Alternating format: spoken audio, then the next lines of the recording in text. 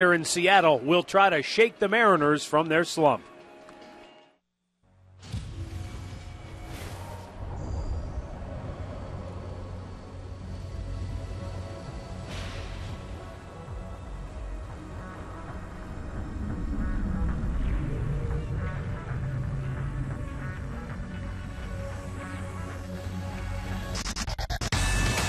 The Indians ended the road trip in fine fashion with a shutout by Derek Lowe and the return of the long ball. Now the Mariners come to town to lead off an 8-game homestand. The Indians will try to win a series opener for the 10th time out of 13 tries, but to do so, they'll have to take down King Felix, who squares off against the U next on Sports Time Ohio.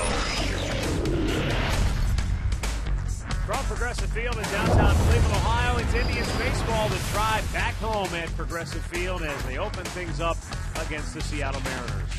Hi again, everyone. Matt Underwood alongside Rick Manning. The Indians split the 6 games on the road. Now let's see if they can pick up really where they left off. They were starting to find their home groove when we headed out on that last road trip. And, they go on the road trip. Offensively, they hit some rough patches.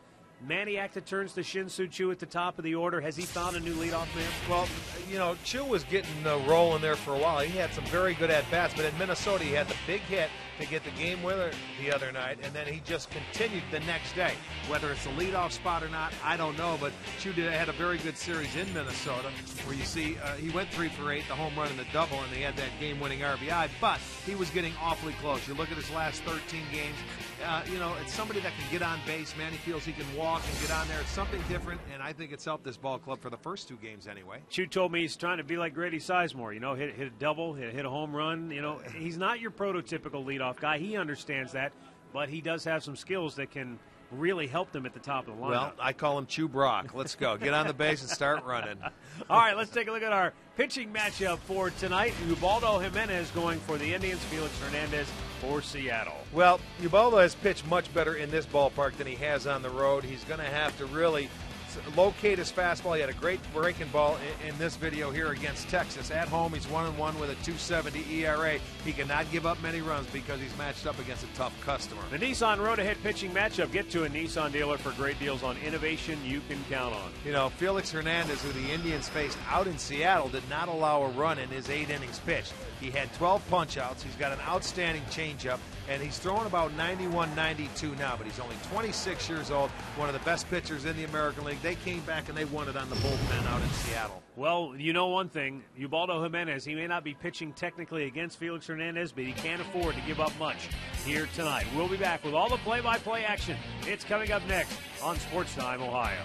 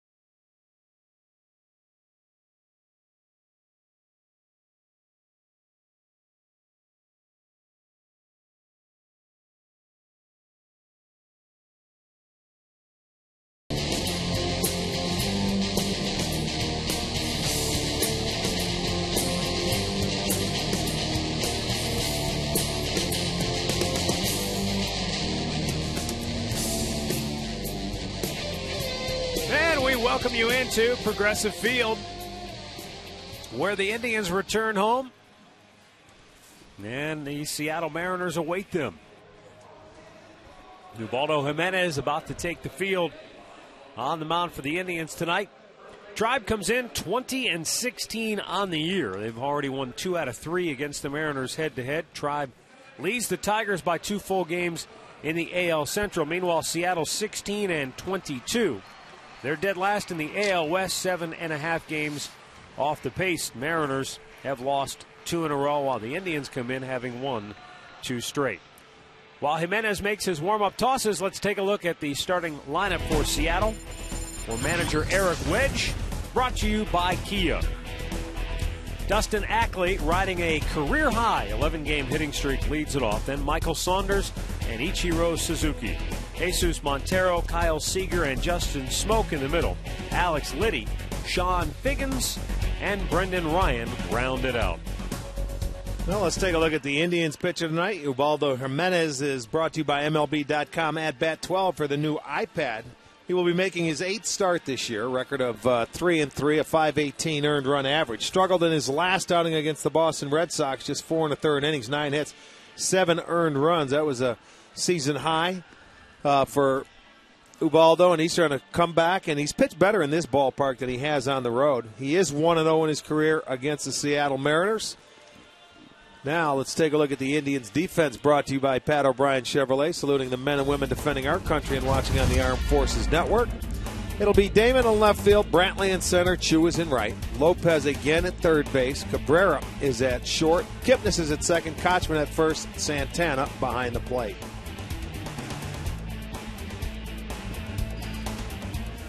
Field and Culbreth calling the balls and strikes. Adrian Johnson is at first, Gary Cedarstrom at second, and Lance Barksdale down at third.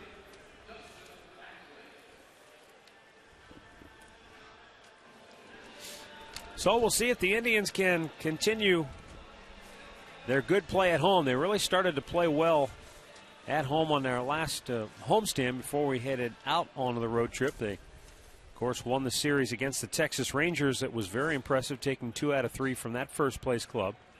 And then they split a 4-game set with Chicago after winning the first 2.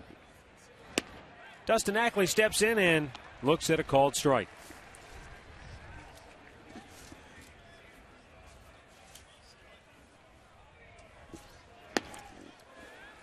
They're calling it 59 degrees here at game time, but to tell you what, that wind right out of the north coming off the lake makes it feel very cool. Welcome home, my friend. Down at the ballpark. Yeah, this is the way it has been when we have returned home. Ball and 2 strikes, the count on Ackley.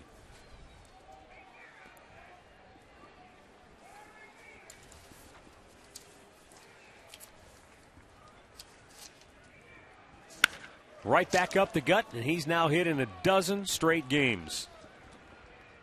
So he had him down in the count on a 1-2 pitch. Ackley just slugged it right back through the box. Fastball, well, it was a fastball, yeah, over the plate. Right down the middle. It certainly was. And Seattle has had a tough time scoring runs. They only scored 1 run in the 2 games in Boston. They did beat the Yankees that 1 game. They roughed up Andy Pettit, but a couple of runs prior to that. So offensively, they have not been scoring a lot of runs. And Michael Saunders takes a strike. But if you remember the last time they were in this ballpark last year, they really played a good series. What did they win? 3 out of 4, and they scored a lot of runs. They hit the baseball all over the park.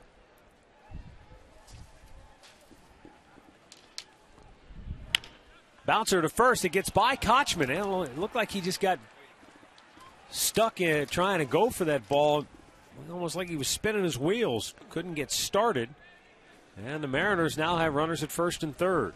Almost like that ball was just hit in a perfect spot. Right out in front of home plate. And Kochman, holding the runner on, was not going to be able to get there.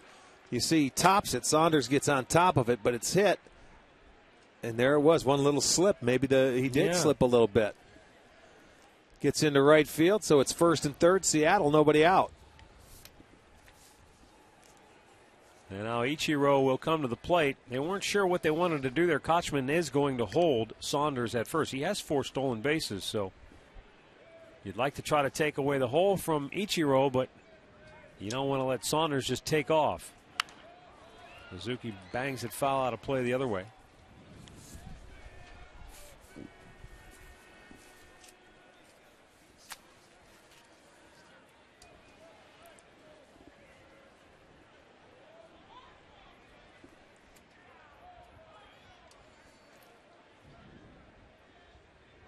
Bounced in the dirt, and Santana did a good job to block it, but Saunders goes right down to second base. He really ought to just shelf that split finger pitch, because I think all I've seen him do is bounce it in front of the plate. Well, it's a feel pitch, and that's one thing, and he hasn't had a good feel for it. At least we've seen a lot of pitches in the dirt. I like his curveball. Has been good at times this year, but that splitter, you see what happens. That's a good base run. Saunders just took off as soon as he saw the ball in the dirt and gets there easily, so it takes a double play away. And the Mariners with 2 in scoring position. Nobody out. Ichiro at the plate, the 1-1. Swung on and missed.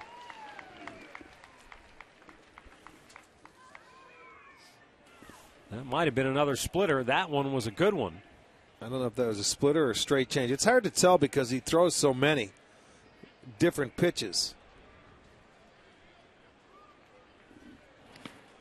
Bounced in the dirt again.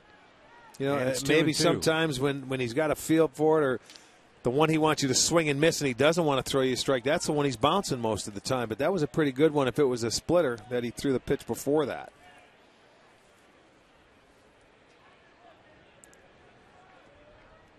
Ichiro has hit in 4 straight for Seattle, 6 for his last 17 at the plate. Out of play to the opposite side.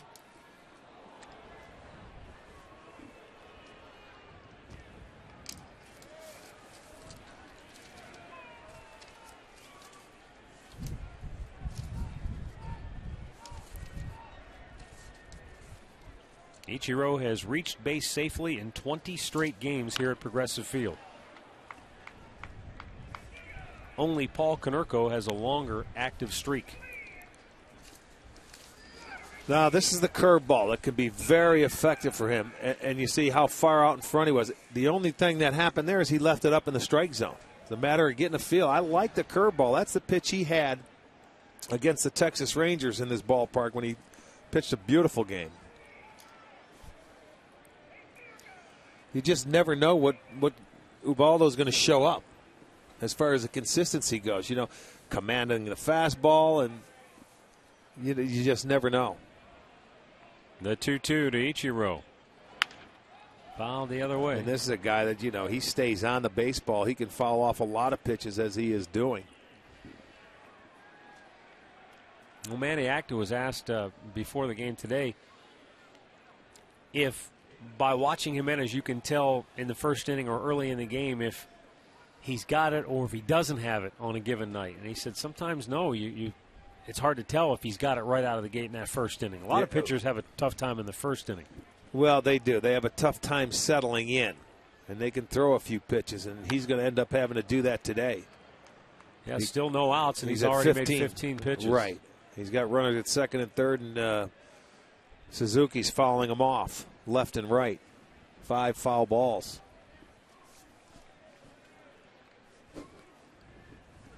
Ackley with a solid line drive single up the middle to start. Saunders a bouncing ball perfectly placed on the right side. Now the 2-2 to Ichiro. One hopper to short. Cabrera will go to first. Just got him by a whisker. Tell you, that was good base running all the way around by Seattle. Ichiro gets his 14th run batted in, and the Mariners have a 1-0 lead. The only play Cabrera had was first base, and he had to get rid of it in a hurry to just get him. The man at third was going on contact. The man at second stayed. And then you watch, it is bang, bang at first base. And they get the call. So they get their first out, but Seattle gets on the board. RBI number 14 for Suzuki.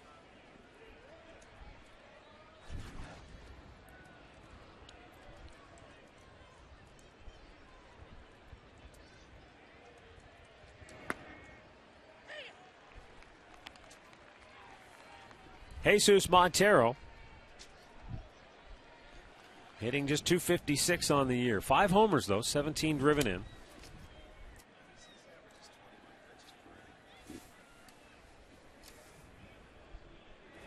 Back out of play, it's 0-2.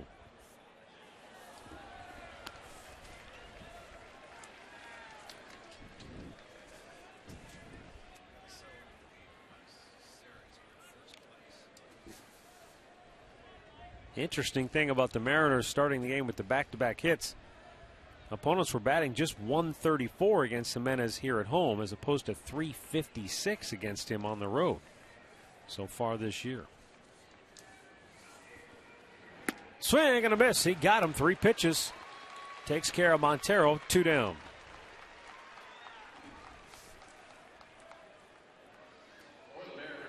And that's not a good thing to give up the lead early against Felix Hernandez. Right. And you look at the splits here. Our stat of the game brought to you by your Northern Ohio GMC dealers. Sometimes you can never figure it out because it varies from year to year, but that is a huge difference, and it's all about command. Kyle Seager takes a fastball for a strike, 0 for his last 8, 2 for his last 16 at the plate.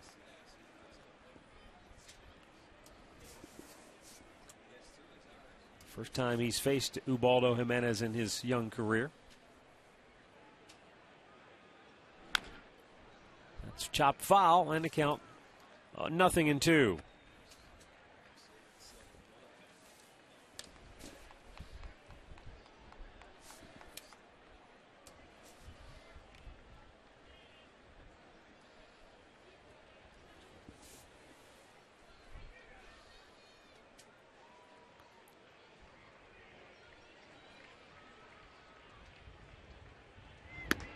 A little bit high, 1 ball, 2 strikes. Boy, I'm looking over at Kochman at first base playing back with 2 outs. That sun at this time of the year really stays in his eyes. He's got the sunglasses on. He's just trying to peek in until Jimenez gets ready to throw the ball. Fouled back.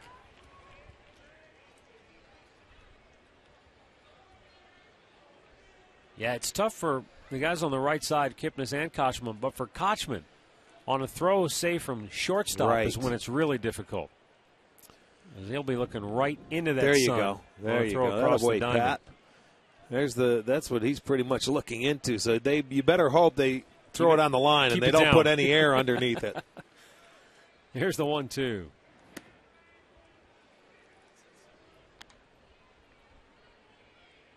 I mean, the days will start getting longer, and that sun's out till almost, 8:45 now, almost 9 o'clock. Warm weather just around the corner, it would appear. We had it yesterday. It was beautiful when we got home last night. Back out of play.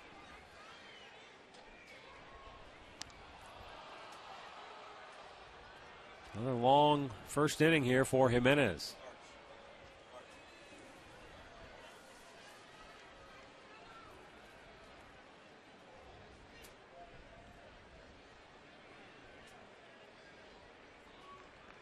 The 2-2. And back to a full count. Boy, Minnesota jumped out to an early 2-0 lead over Detroit. Playing up at Comerica Park. Twins left same time we did yesterday out of Minneapolis after the ball game. They were supposed to get Morneau back. Yeah, today. He was supposed to be activated for today's game. Runner at second, 2 down. Murph says he is in the lineup. He's hitting 5th. 3-2 pop back out of play. Well, that's number, 26 pitches for him? At least. 27 pitches, and 10 of them have been foul balls. Yeah.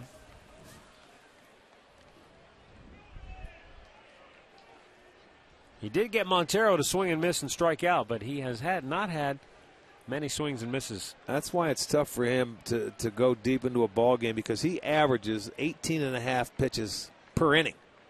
That's an average. That's in play. Johnny Damon makes the catch. Mariners get on the board first. Now the Tribe comes to bat against Felix Hernandez when we come back.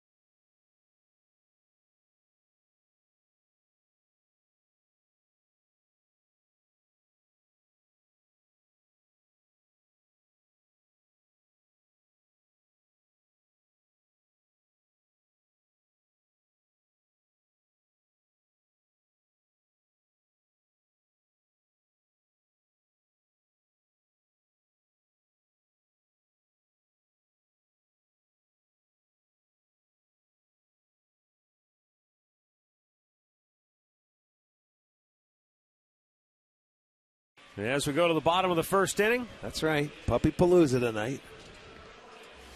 Let's have a look at the Indians starting lineup, brought to you by Progressive Insurance, proud to be the official auto insurance provider of the Cleveland Indians. Chu at the top spot, followed by Kipnis and then Cabrera. Hafner, Santana, and Michael Brantley coming off a great road trip, batting sixth. Johnny Damon, Casey Koshman, and Jose Lopez. Well, Seattle's best, 26-year-old right-hander Felix Hernandez makes his ninth start. A 3-2 record, a fine .229 earned run average. You can see 58 strikeouts in his 59 innings. In his only start against the Indians this year out in Seattle on the 19th, he had 12 punch-outs in 8 innings, allowed 5 hits, did not allow a run, only walked 1. This guy has good stuff, a good changeup, fastball at about 92. And the first pitch of the game is wrapped to center field by Shin-Soo Choo, who is starting to take to that leadoff spot. I was going to say, he is liking it, isn't he? And, you know, that first pitch fastball off a guy like this is not a bad way to go. Get aggressive, and that ball had too much of the plate. Choo hits him hard, gets into center field. The Indians, their first hit. Shin-Soo Choo stays hot. Just because Choo goes into the leadoff spot doesn't mean he's going to change the type of hitter he is.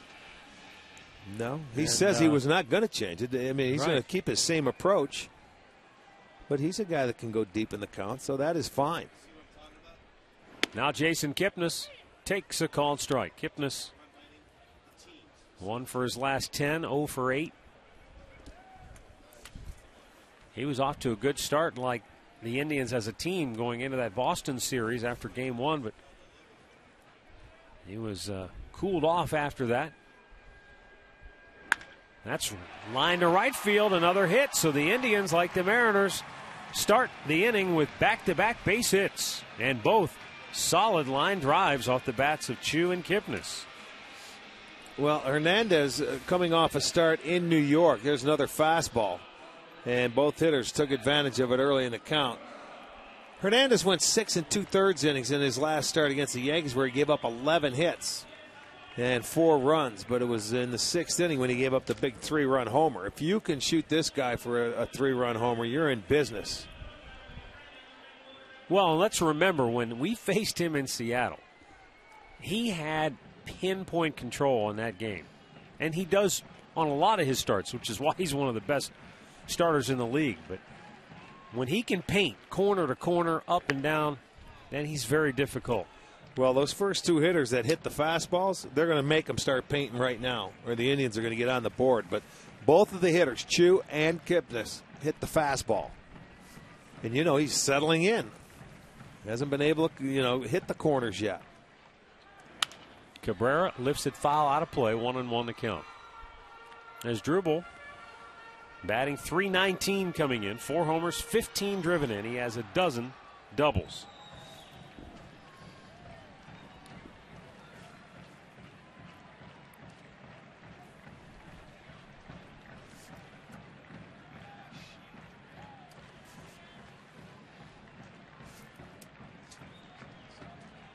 Now the set on the 1-1.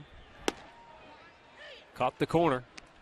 There you go. Now that was a fastball, spotted fastball. That's 92. That's about tops for him now. But he's one of the few pitchers that has learned to pitch with such good command of his changeup and breaking ball that he can drop in velocity and still succeed. There's that breaking ball, tight spin, down and in, 2-2.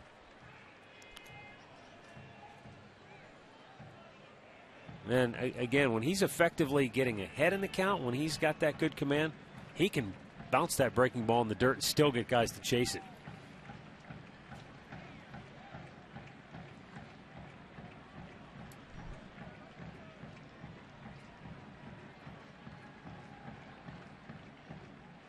The 2-2. Hit him, and the bases are loaded. It's not the way you want to get on, but it's going to be. Well, at least it was a breaking ball. It's certainly going to help the Indians. 2 strikes. He was trying to go inside and just got away from him. Check out the pitch. It's a slider and got him in the calf. Really couldn't get out of the way. He was trying to get him to swing at that breaking ball, Matt. That was down and in. That's just too far in. So the Indians have it set up here in the first for Travis Hafner. And we've talked about this so many times in the past. When you get a player, doesn't matter what the situation is, if they're struggling at some particular aspect of their game, chances are they're going to keep getting put in that same situation. Yeah, it'll find you. You're right. And the Indians, as a team, have had trouble with bases loaded this year. And then that's not a good matchup because Hernandez has not given up a hit in a bases loaded scenario. The opponents are 0 for 6 against Hernandez so far this year. 2 years ago, Travis Hafner took Hernandez deep for a grand slam. That was the inning where they made a couple errors and they were all unearned runs in that ball game here. Hafner 0 for 5 this year with the bases loaded. The ball gets away. They'll get on the board and tie the game as Chu comes home. Everybody else moves up. We're tied at 1. Now that ball, did it hit the dirt or did it just get past Montero? I wasn't watching the monitor. I was looking down low and it was hard to tell from up here. Let's take a look on our monitor on the replay. Well, there it is. He's looking. That's the pass ball. He never got gloved to that ball. But the way he reacts, almost like he might have been crossed up too. I don't know. Well, they're going to go out and talk about it, but they gave the Indians a run right there. That ball wasn't in the dirt. He's not known to be a great defensive catcher. Here's a guy learning, and they are really breaking him in slowly. And it is a pass ball. And did you see him go outside and then come back in, and he had to turn his glove around? That's a pass ball, and it gives the Indians a run. Bases no longer loaded for Hafner, but second and third, and the 2-0 pitch is lined on one hop to Ackley, who made a great stop. Hafner out number 1. He'll pick up an RBI, his 17th, and the Indians take a 2-1 lead. Boy, wow, that was a nice play. And I know Travis Hafner's got to be shaking his head going back to the dugout. What do I have to do to get a hit with a runner in scoring position? He hit it right on the nose that time. Well, he did. What you have to do, I guess, is hit one over the fence maybe. And they can't catch it because he makes a nice play. Now the Mariners will bring the infield in with 1 out as Cabrera went to third on the ground out. And Carlos Santana will try to give the Indians their 3rd run of the inning. Well, it's nice to see that the Indians are able to come back and respond against Hernandez. The first time they've scored off him this year, and something they have been doing very well in this ballpark in the last homestand is responding. Because the last time we were matched up in Seattle was Josh Tomlin and Hernandez, who went after it and got after it. Was a very good ball game. Well, the Indians helped themselves, as you see Tomlin there, wearing a cast on his right wrist. He's having a second MRI tomorrow, isn't he? On that wrist, just to get it checked out. I think, see how it's coming along. He said it's been pretty miserable, though. He's had to do everything with his left hand. Brush your teeth, eat food, you name it. He's had to do it with the opposite hand that he's used to doing it with. You have to think about it. You don't appreciate. Comb your hair. 2-1 pitch. Right back to the screen. I think that's like Murph. He combs his hair left-handed. He combs his hair? Well, once in a while. Thought he raked his hair. He does. Looks like he combs it with a fish. Runner at third, 1 out, the 2-2 with the infield in. And Santana, did he go? Whoa, he said he didn't go. A lot of times you see that bat get even close to home plate. Those umpires seem to raise the right hand more times than not. I thought he might have went looking from the first angle. He did. He got a break. Yep. So you're getting an extra strike in this at bat. In my opinion, I thought that barrel of the bat went over. I was surprised he didn't get rung up. Me too. Take advantage now, 3-2. Fouled away.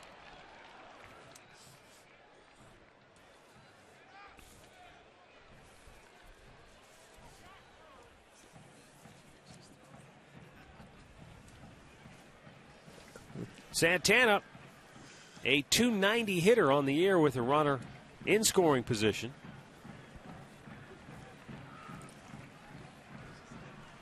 Three-two pitch. Ball 4. Didn't miss by much, but It was up and a tad away. And now the Indians have him at the corners with 1 out. Michael Brantley coming up with more on the Indians' approach against King Felix.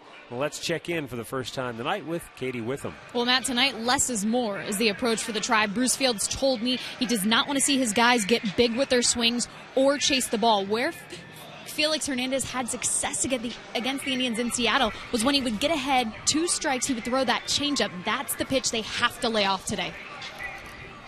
All right, thanks, Katie. Well, and those first 2 hitters, Chu and Kipnis, they got fastballs.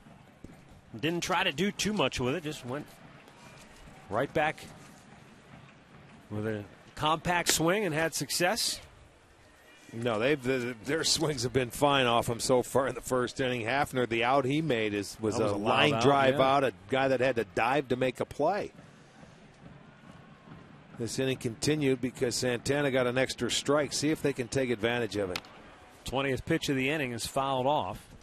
And now Brantley in a hole 0-2.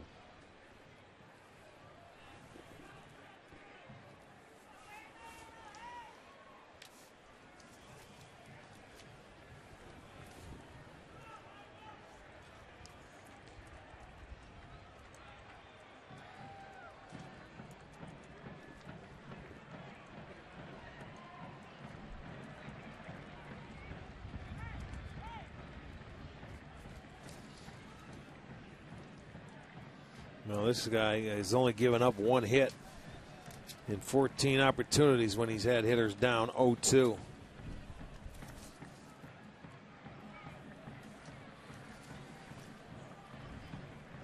Well, let's see if Brantley can spoil that number. Hit that off of his leg, and down he goes.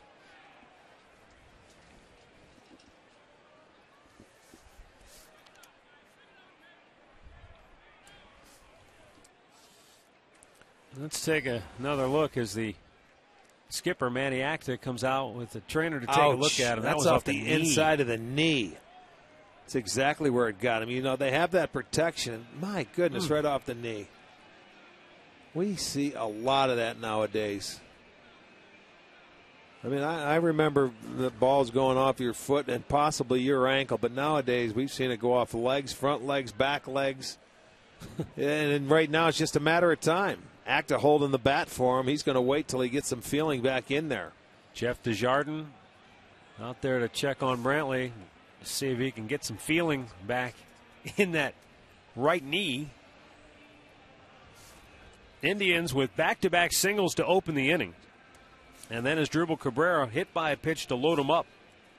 A pass ball while Hafner was at the plate allowed Chu to come home with the tying run. And then Pronk grounded out on a 1-hop smash to second to bring home Jason Kipnis with the go-ahead run. And so first and third with 1 out and an 0-2 count on Michael Brantley if and when he continues this at-bat. Looks like he'll be able to. Yeah, he's getting some feeling back in there. It's going to be sore, I mean, for the next couple of days, but you just really have to give it a minute to let it wear off or you get some feeling. They'll keep an eye on it. They'll look at it when the opportunity presents itself.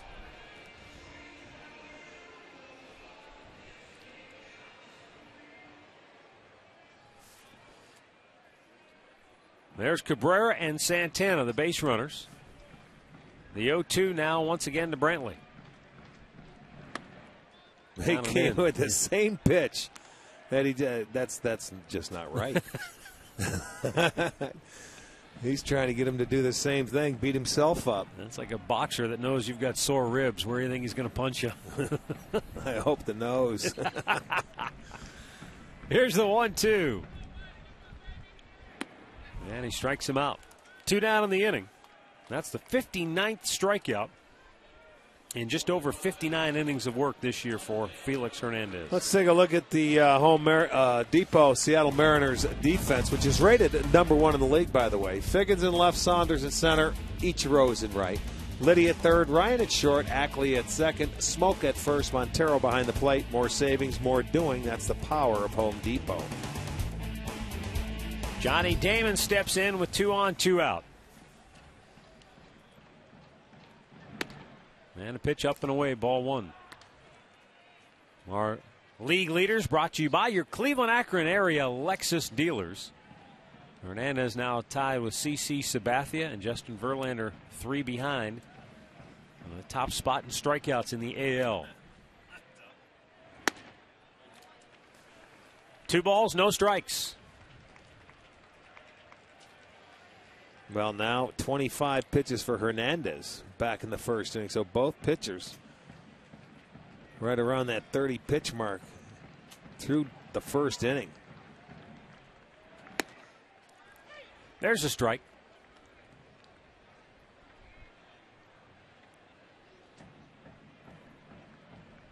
Shin-Soo Choo got it started with a line drive single to center. Indians up 2-1. Damon trying to add to that lead. 270 hits away from 3,000 in his career. Oh.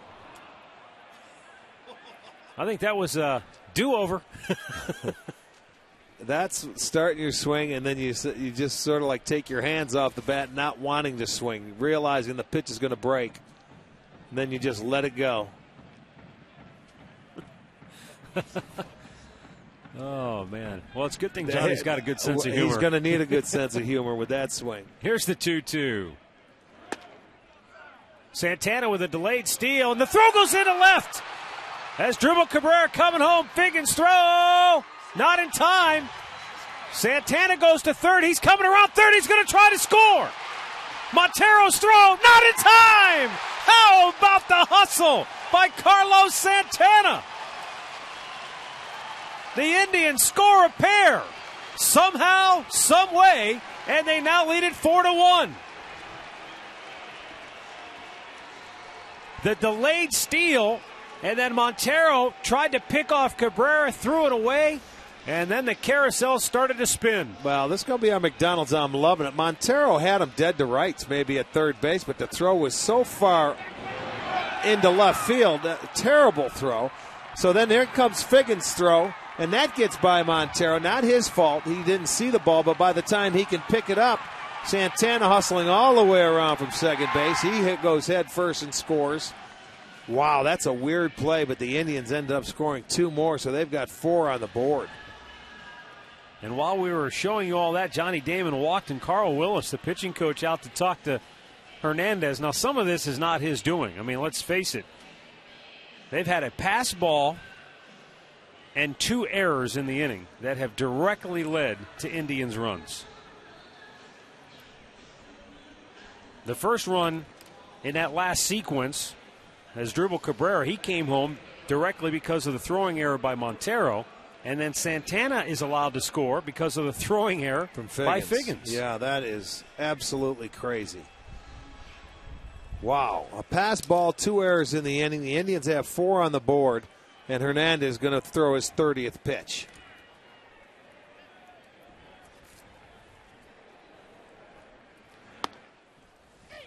And Santana, by the way, does get credited with his 2nd stolen base of the year. Casey Kochman, the 8th man to bat in the inning. 30 pitches for Hernandez. And a toss to first.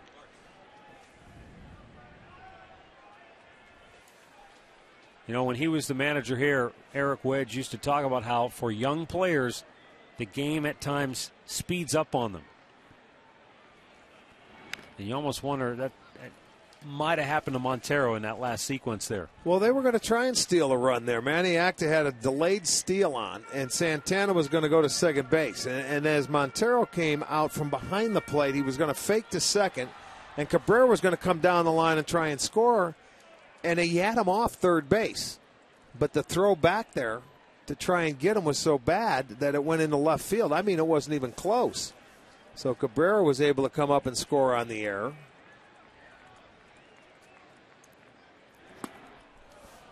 Kochman strikes out to end the inning. The Indians plate 4. And after a wild first inning, they lead the Mariners 4-1.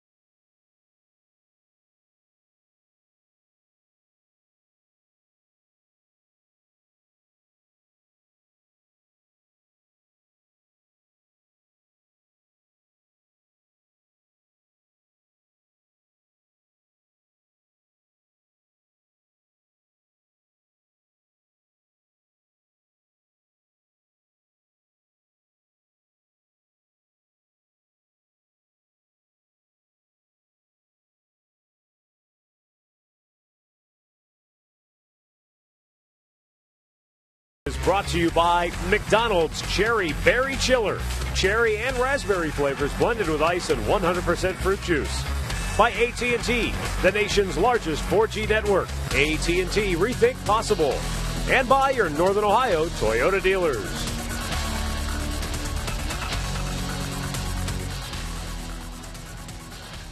All right, 4-1 Indians as we go to the second. And Ubaldo Jimenez delivers ball one to Justin Smoke. Smoke is 8 for 20 on this current Mariners road trip with a double and a home run. And Jimenez finds the outside corner to even the count.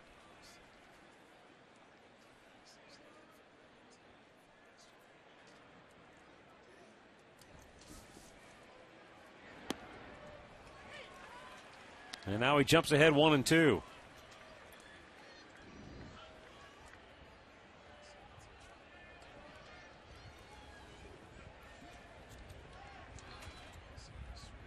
Swung on and missed. He struck him out.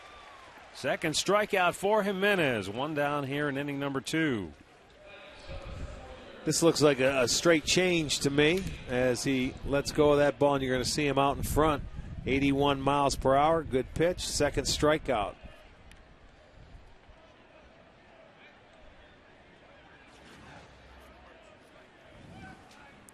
Alex Liddy at third base. Takes a fastball a little bit low. So far, though, Ubaldo, 5-0-2-1-2 counts. Well, that's good. That's very good sign for him.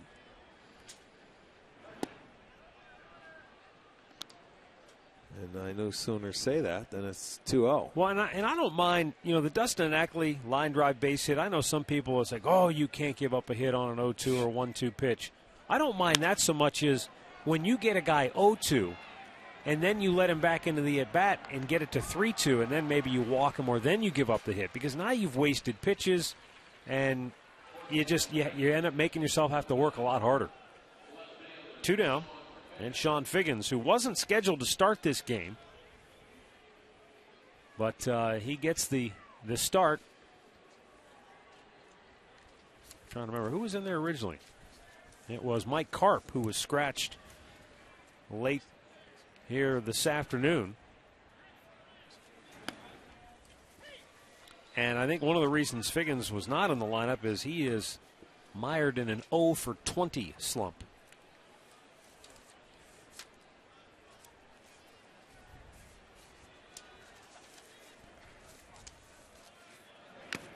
Swung on and missed. It's 0-2.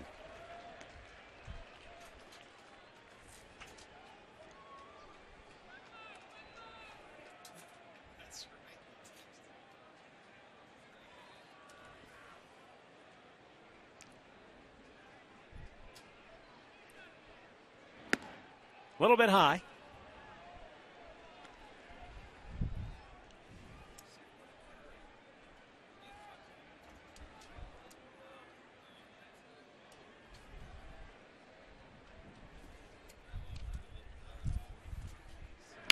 Right back up the middle. Jimenez knocks it down, throws him out, and the inning is over. The Mariners go 1-2-3, and the Indians lead it 4-1.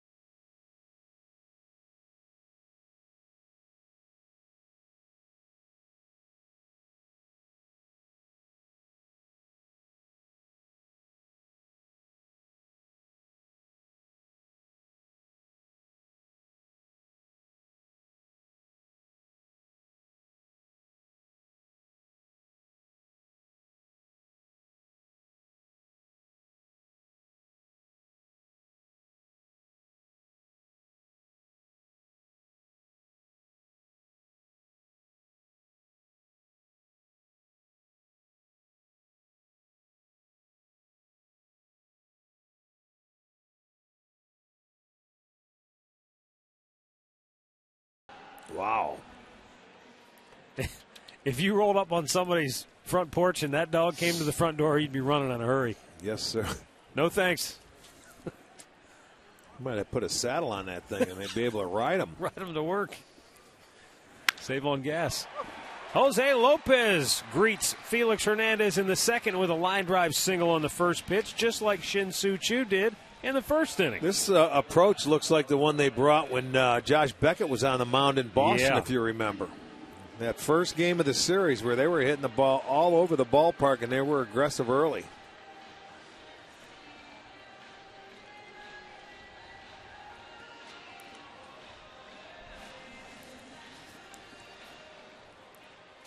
It's been totally different from this start compared to the first one.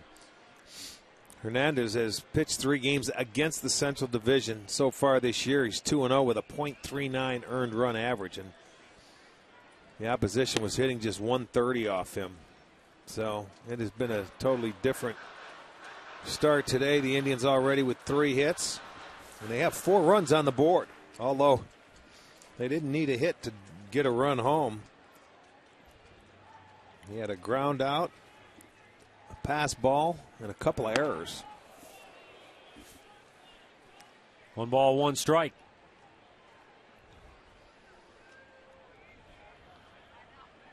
Yeah, and that the interesting thing about that is the Mariners had been playing really well defensively coming in. They had a 10-game errorless streak. Well, which was the second longest string of errorless games in their franchise history. Yeah. They're number 1. I told you, number 1 in defense. They only had 14 errors coming in, and they had 2 in that inning. And look how much it hurts them. Yeah, I mean, but that's the crazy thing about baseball. You can be going along and playing great defense and have an ugly game where you commit a number of errors. You can have a game where you're going along seemingly hitting everything out of sight, averaging 6 runs a game, and then disappear. Poof, the offense goes away. Yeah. That's the beauty of baseball is, it tests you at times to wonder, now do we hit the panic button? Does everybody, lose their marbles here over this, or do you just have the wherewithal to stay the course and work your way through it? Stay the course, work your way through it. That's what you have to do in a game of baseball in a 162-game season. We are approaching the quarter pole. Yeah. So now you can start making assumptions on teams, and I think it's fair to say, hey, this team's going to be a certain way. You look at anyone that you're following every day around baseball, we got a pretty good idea what the Indians are going to do right now. I think for the rest of the year, when they get good starting pitching, they hang in there and they play well and they win. The 2-2. They may not score a lot, but they've been able to get key hits when needed, and then you turn it over to that bullpen, and their bullpen does a nice job. The only thing that pokes a hole in your theory is what we saw last year, and that's the great equalizer, which is injuries. Yeah, well, you can't that changes everything. Injuries are a bad thing. Lopez goes and Choo bangs it off his leg, and he goes down in a heap.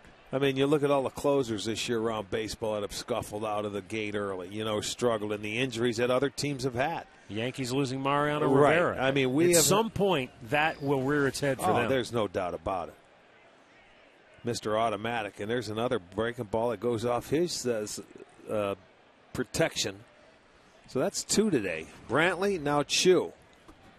By the way, the Twins are out to a 5-1 lead over the Tigers. They're only in the second inning in Detroit. The payoff pitch, and Choo strikes out. 3rd strikeout for Hernandez, 1 down in the second inning.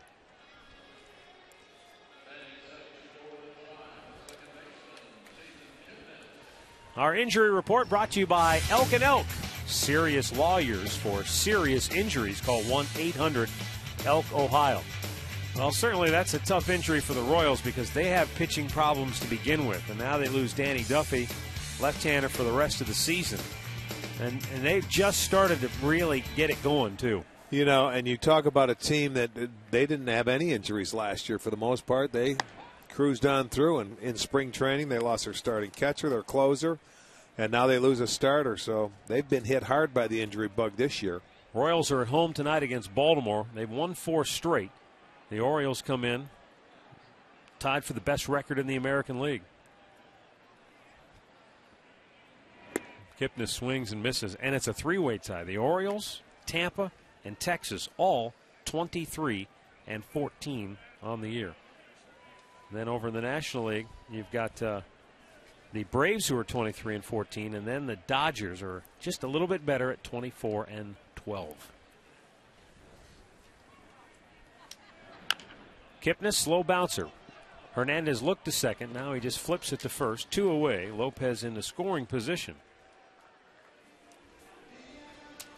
Well, certainly this was good news for the Indians fans. Grady Sizemore out on the field doing some baseball activities, taking batting practice.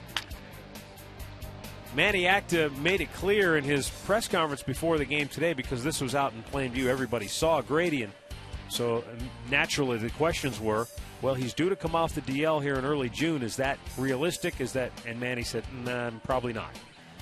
I mean, he's just now starting to do some baseball-type activities. Cabrera, line drive, base hit, left field. Lopez going to be waved. No, he's going to be stopped. Figgins throw way off the mark. Now, here's a case where Steve Smith is in a tough spot because Lopez doesn't run great. Now, Figgins doesn't have a great arm, and he's kind of caught in between. Normally, on any two-out situation, even when you're leading, you'll send the guy. But that ball was hit so hard, Lopez wasn't even to third base. So as a third base coach, you're anticipating a good throw. You're not anticipating the ball going offline like Figgins does throw. Look at, he's already throwing the ball in, and he hadn't got to third base. So you normally stop him. Even though the throw was offline, you anticipate a good throw. And if it is a good throw, he would have been toast. Yeah, but you don't take that risk, because now you send up Hafner. You know, you give him a chance. That's 3 hits now on the first pitch for the Indians. So, and Hafner smoked the ball his first at-bat, although it was an out. All right, let's go. Here we go. First and third with 2 down. 4-1 Indians, bottom of the second inning, and Hafner looks at a ball inside. Anyway, to finish the thought on Grady Sizemore, Manny said, not realistic. He's not going to be ready, first part of June to come off the 60-day DL. Oh, he's going to go have to play. Yeah. He's got a long time. He was pressed, and he wasn't going to speculate or give a guesstimate. Right. It's going to be because he can't. He's going to need several weeks of playing time just to get some at bats, get your timing back. Well, that's when he's ready. Let's look at it. He still has to finish his rehab first, and then he can start playing. He's got a strength program he's got to go through, and I mean, he was rehabbing his knee when he hurt his back. I mean, this guy's going to have to play. He hasn't played in the last 3 years on a consistent basis. He's got a long way to go, I would think. For Manny to speculate, it's absolutely crazy because it's not even in his hands. It's in the doctor's hands. Yeah. So he smartly just kind of stepped away from that. I can't tell you anything. 2-1. Yeah. He recused himself. Yeah, why not? That's smart. Why put yourself into it? You're only going to, once you do, now you have to answer it from now on. Yeah. And it's not even in his hands. He could have gone Bill Belichick and just said, I coach the players who are here. Well, that's true, too. They just give me updates on the guys that are rehabbing. I mean, that's all Manny knows. Let me know how it goes. He's got his hands full with 25 guys that are able to play every day, and the ones that are injured and still can't, that aren't on the disabled list. Yep. 2 on, 2 out, 2-1 pitch to Hafner. A little dribbler, and it goes foul. You could almost hear Hafner from here. Get foul, get foul, get foul. Yeah. Yeah, thinking about that, he's got more concern about, all right, what's going on with Jack Hanahan, my third baseman, my everyday third baseman. Where's he at? They're awaiting MRI results on Hanahan, who's been bothered by a back. He had the back stiffened up on him when we were in Boston, and then on the way to Minnesota, it got worse. And so. And believe me, he wanted to play in Minnesota because that's home. Oh, yeah.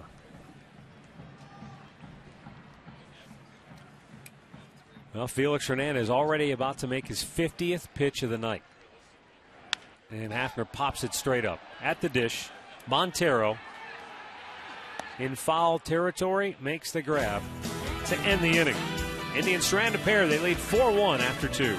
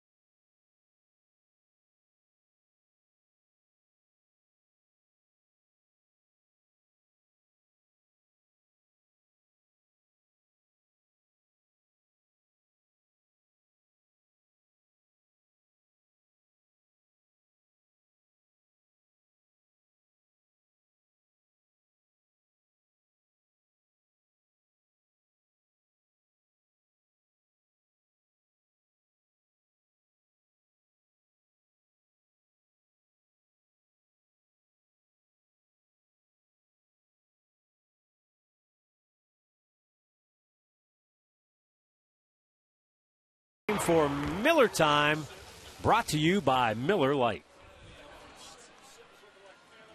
On a cool evening in downtown Cleveland, Tribe leads the Mariners 4-1. Just a brief two-game series. Night game here this evening. Night game here this evening. I want a little Cockney accent on you there. Night game here tonight. A day game, 12 o'clock start tomorrow. And then the Marlins come in over the weekend. I think everybody in baseball is playing a two-game series right now. They are, and this week nobody has days off or anything like that. It lines it up for interleague. Yes, it does. And it's just a brief interleague weekend, and then a teaser. Yeah, and we'll get back into that in June. And it's good that the teaser here doesn't have us out on the road because pitchers have to hit, and then you'd have to start throwing batting practice and everything for them. Well, we were watching a lot of that. Boston, Minnesota, they were having their pitchers go out and try to hit. Boston's going to be in Philadelphia. And I think Minnesota was going to be in Milwaukee. 2-1 the count. A couple of really close pitches to Brendan Ryan. And Jimenez falling behind. Brendan Ryan at the bottom of the order. If you look at Figgins and Ryan combined, 0 for their last 35 at the plate. Ouch.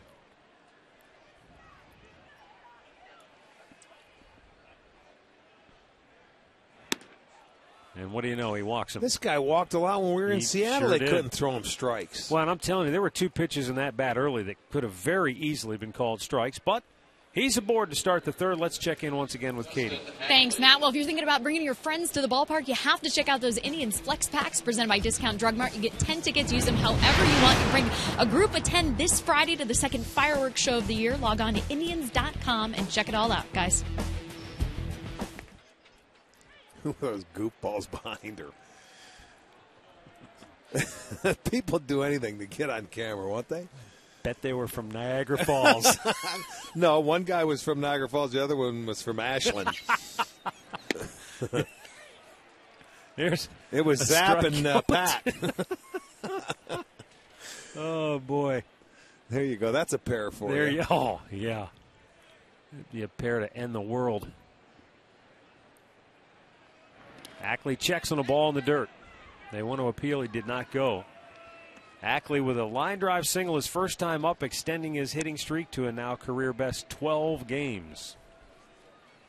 But, like a lot of guys, not every hit streak means you're just locked in hitting laser beams. He has a 12-game hitting streak and he has 13 hits. Well, that's okay. A hit a day keeps the slump away. That's the old saying. And there's another one. Drilled deep right and gone. And just like that, the Mariners are back in the ballgame on a 2-run homer by Ackley. So his hitting streak starting to pay some dividends now. A 2-hit ballgame already tonight. It's his third home run of the season. And it's back to a 1-run game now. Well, he golfed that ball out. It looked like an off-speed pitch to me. Let's take a look. There it is. It might have been a changeup. You see him go. He kept his hands back. His body started to go forward, kept his hands back, and just, there goes the cameraman. Get out. There's Joe. Get off. There's Joe. He almost fell off the bullpen. It's a good thing he's wearing the breakaway headphones because that could have been ugly otherwise. Michael Saunders cuts and misses. It's 1-1. That's Ackley's third homer and the sixth given up by Ubaldo. So, a walk and a blast, and it's a 4-3 game. Ackley has scored 2 of the 3 runs.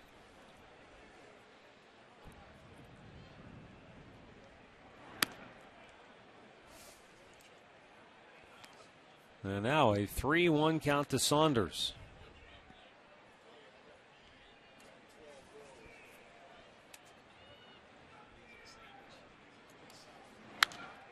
Back out of play. A full count. Well, just like they did yesterday, the Detroit Tigers have come back against Minnesota. They were down 5-1. They now lead 6-5. What were they down? That 6-0 to the White Sox yesterday? That's absolutely right, with Peavy on the mound and another walk. for Jimenez. 2 in the inning. Well, and he leads the league in that category. That's 32 walks now. Our trivia question tonight brought to you by AT&T. Since Ted Williams hit 406 in 1941, 5 American League players have hit 370 or better. Who are they? We'll have the answer coming up later in the game. 5. Runner goes. He got a great jump. Yeah, he sure did. And they stole that one off Ubaldo. Saunders hits the steal.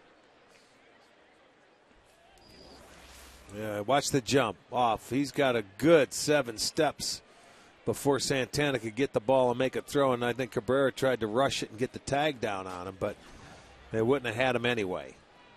His 5th stolen base.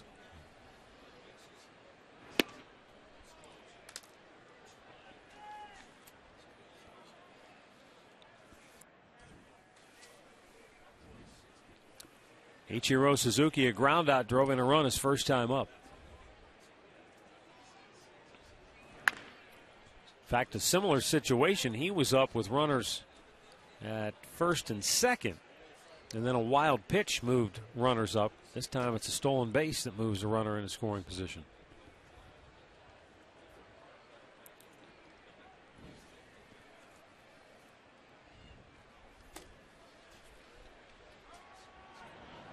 Close play at second base, and Saunders just stuck the hand in ahead of the tag. Cabrera, a little stealth maneuver to sneak in behind him, and I thought Jimenez made a perfect throw to the bag. I always used to like going back. If you're a base runner, if you can, go back feet first. It's always tougher for that shortstop or something when your feet are going in there for him to catch the ball and put that glove hand down without you can kick it out. Yeah. You go in with your hands, and if he's got a little slight advantage to get to the bag, he can drop a knee down and you can't get your hands in there. So I think you're better off if you go in feet first.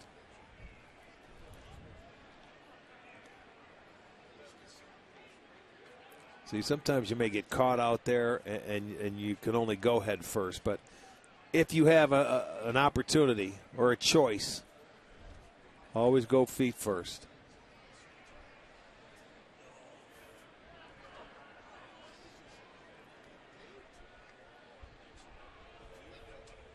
"57 pitches for Jimenez so far tonight. 36 of them have been for strikes. And the 2-2 is fouled away.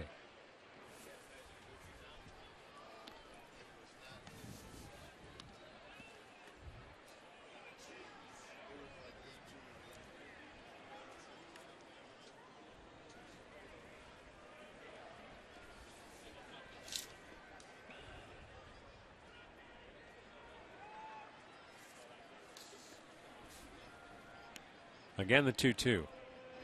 And another foul ball. Boy, and you see that a lot against Ubaldo. You know, guys, either they take it or they foul off a lot of his pitches. They have fouled off already 14 of his pitches tonight. Just to foul off and spoil them, and that adds to the pitch count. Sure. I mean, you know, a lot of times some guys can put pitches in play. Here we go, 15, and you just keep adding up. So 25% of his pitches have been fouled off out of the 60. That's strange, isn't it? And no, there's a reason why he doesn't get deep into games.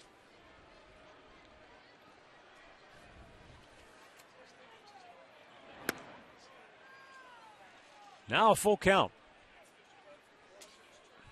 Meantime, you got Derek Lowe yesterday against Minnesota. Now, granted, that's a Twins offense that's missing Morneau, and they're scuffling. But what did he tell us afterwards? He threw almost all sinkers. He threw a couple of sliders, a couple of changeups. Look who's sitting next to him, that guy that caught him.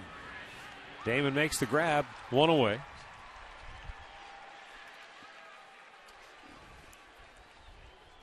Our great clip of the game from yesterday in Minneapolis. Derek Lowe with just the 4th complete game shutout of his career in the first since 2005. Just look at where the pitches are from Derek Lowe. They're down in the zone going down, and that's why they hit the top part of the baseball, man. Lowe did it without a strikeout. The last 25 no strikeout complete game shutouts range from D'Lo's last night all the way back to Mike Caldwell, who shut out the White Sox in 1979. Popped them up, fouled Double around. play. Kochman makes the grab, throw to second, and they got him. Bad base running by Saunders. He lost track of the ball, and the inning is over. So a double play gets the Tribe out of the third, but the two-run homer cuts their lead to a single run.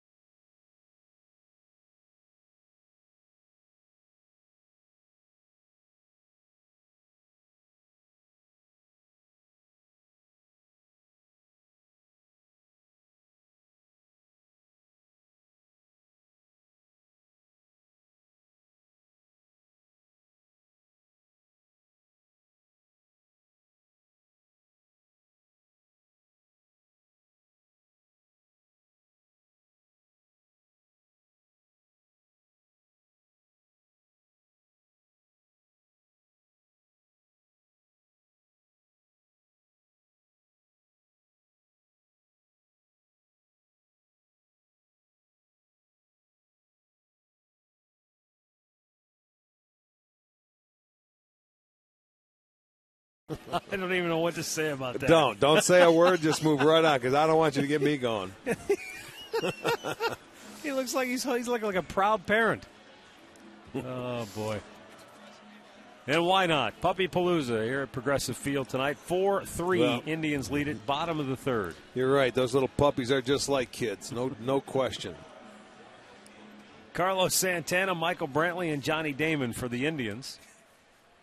Felix Hernandez has thrown 50 pitches through the first 2 innings here tonight.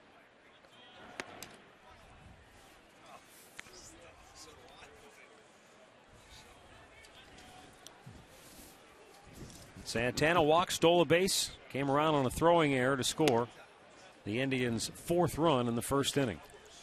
1-1 to count. Again, Tigers lead the Twins 6-5 now in the third at Comerica. Blue Jays shutting out the Yankees 5-0 in the 5th. Santana bangs it foul, first base side. Tom Wiedenbauer with a nice bare hand grab. Send out some birthday wishes tonight. Florence Rafalski of Brecksville is turning 90. Florence, a very happy birthday to you. Seth Berger from Bexley, Ohio, 66. John Meek of Cleveland is 52. Happy birthday to each and every one.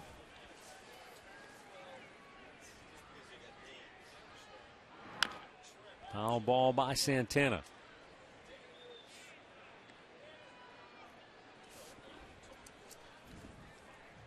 We also want to send a hello to Ken and Dory Pullen from Medina, Ohio. Big Tribe fans. Matt and I want to send out thank you. A hello and a thank you to you. Felix with the 1-2. And Santana shoots it back out of play. You know, that fastball, it must be tough for these left-handed hitters to pick up the spin on his slider, because they're fouling it off their insteps. You see a lot of swings and misses. It must be really tough to pick up that spin. And he comes off the mound. Nice play there. 1 away. Well, use Indians Perfect 10 flex packs however you want. You bring one friend to 5 fireworks nights, or a group of 10 to collect your favorite bobblehead, starting with Joe Carter, which will take place on Sunday. Log on to Indians.com, Perfect 10, or visit Discount Drug Mart and get yours today. You know, you were talking about Hernandez and how it's maybe tough to pick up the spin on the slider. I think also just that slight body turn he has and the way he hides the ball. I think his fastball, even though it's only 91, it seems to jump on top of the hitter. Yeah, because he's so effective with his off-speed pitches. I mean, the command. Take a look down from down low. You know, Tiant was much more exaggerated. He'd give you different arm angles. You know, I could see where he was tough to pick up, but I'm looking at him. He'll turn, but you can still look in that one little box where his hand comes out of. And it comes out of that same spot every time. He doesn't change arm angles. Watch around his ear, right up there, and just around the hat area.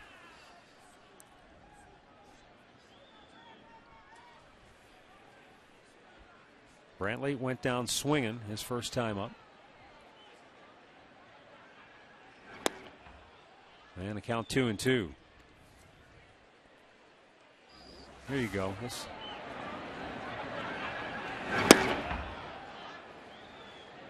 Well, you don't have much time to make up your mind. Breaking ball drilled deep right field. Ichiro won't get it. Bangs near the base of the wall. And Brantley will go in standing with a one-out double. Well, looked like that time he got a hanger, and he was able to stay right with it. Well, and Michael been swinging a very good bat. It's an off-speed pitch. It looked like the curveball, and he does. He ropes it. That one did not go down and in. That one stayed out a little bit, and Michael kept his hands back nicely. First extra base hit of the night for the Indians, and Brantley's 13th double of the year.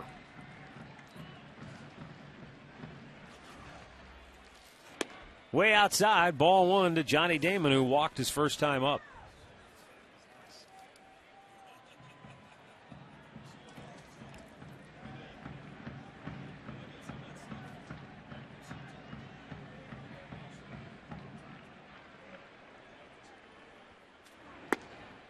And didn't miss by much. Called the ball. You see him gaze in? Huh?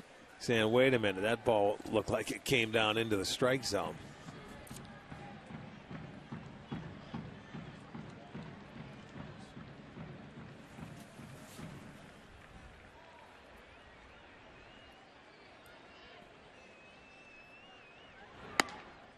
High and wide, 3-0.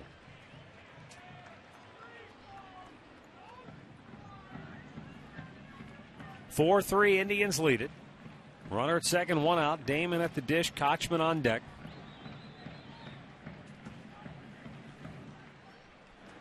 And Johnny has walked for the second time tonight. No. How about that? That's a makeup there. That sure was. That's a makeup for the breaking ball he missed, because that one didn't look like a strike. He dropped his bat and was going to first. Next thing you know, that's not even close. I mean, really.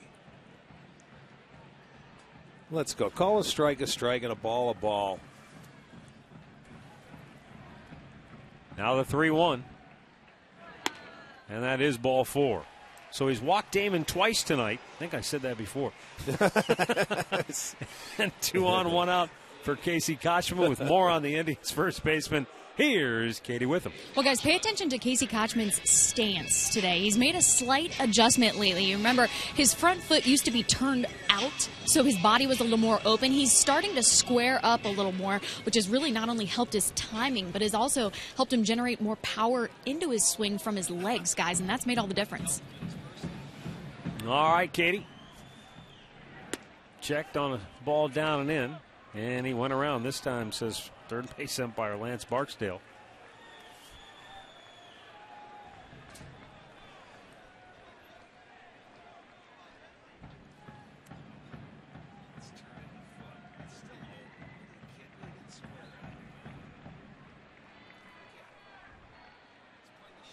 Casey, in his last 12 games coming into tonight's action, has hit .308.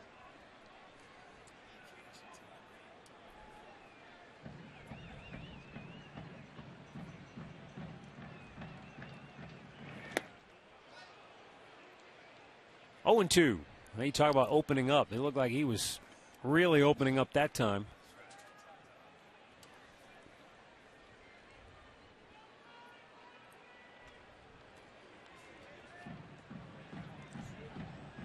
Two on, one out.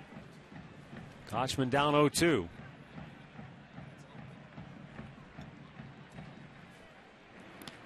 Down in the dirt.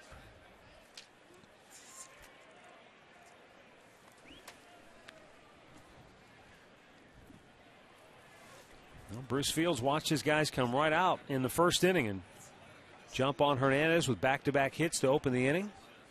Ultimately, it all led to 4 runs. Some of it was self-inflicted by the Mariners.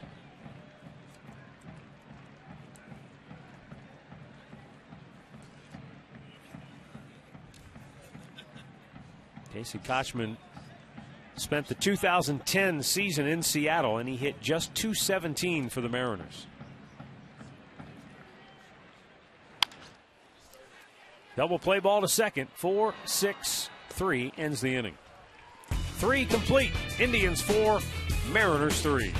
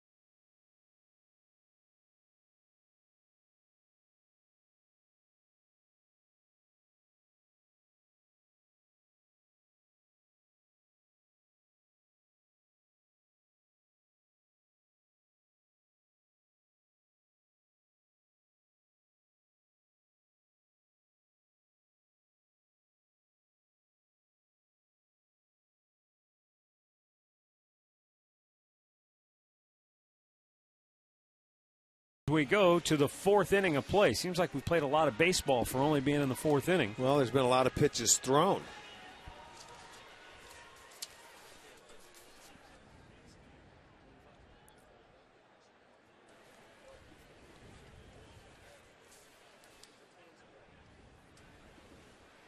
Kyle Seager will lead off for Seattle and takes the ball outside.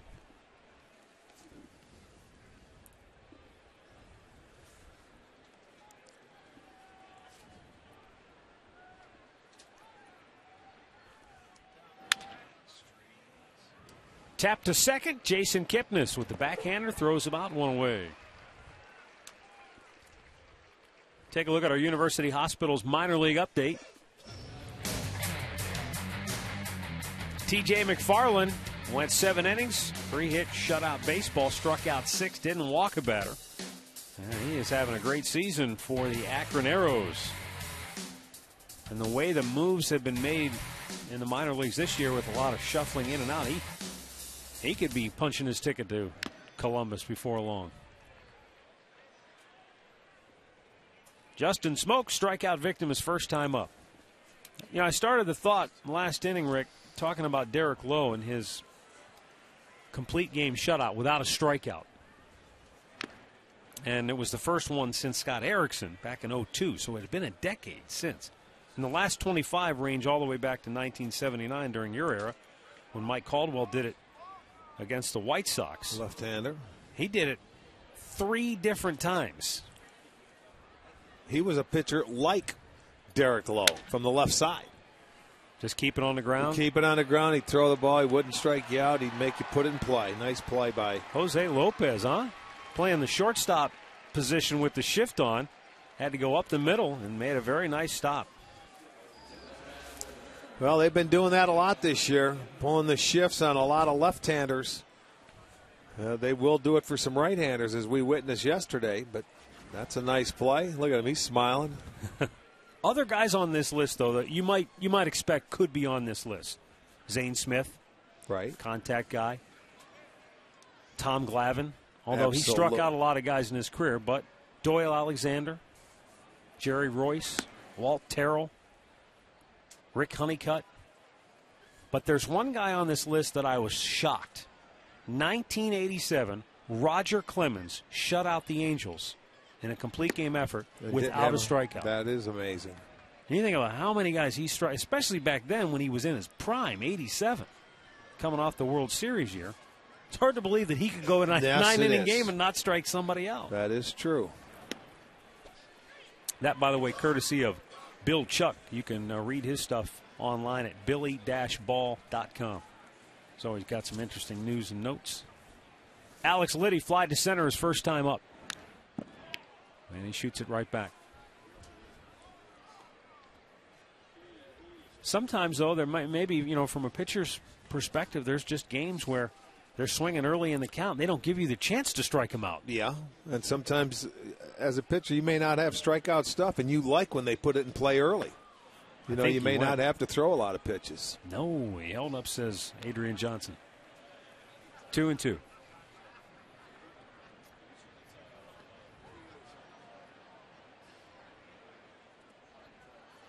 And back in those days, they didn't want you to strike out. They wanted you to put the ball in play, so I could see it happening more back then. Well, a good inning for Jimenez. He sets him down 1-2-3 for the second time tonight.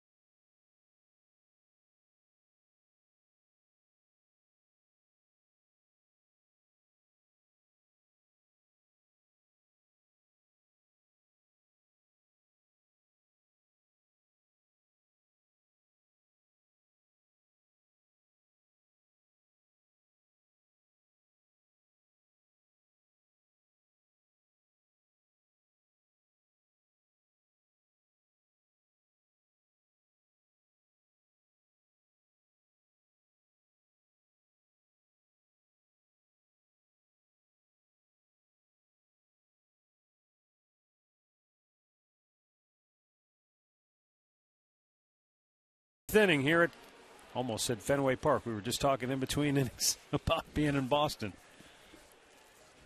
Jose Lopez will lead it off for the Indians. He had a base hit his first time up. First time got the fastball. This time gets the slider.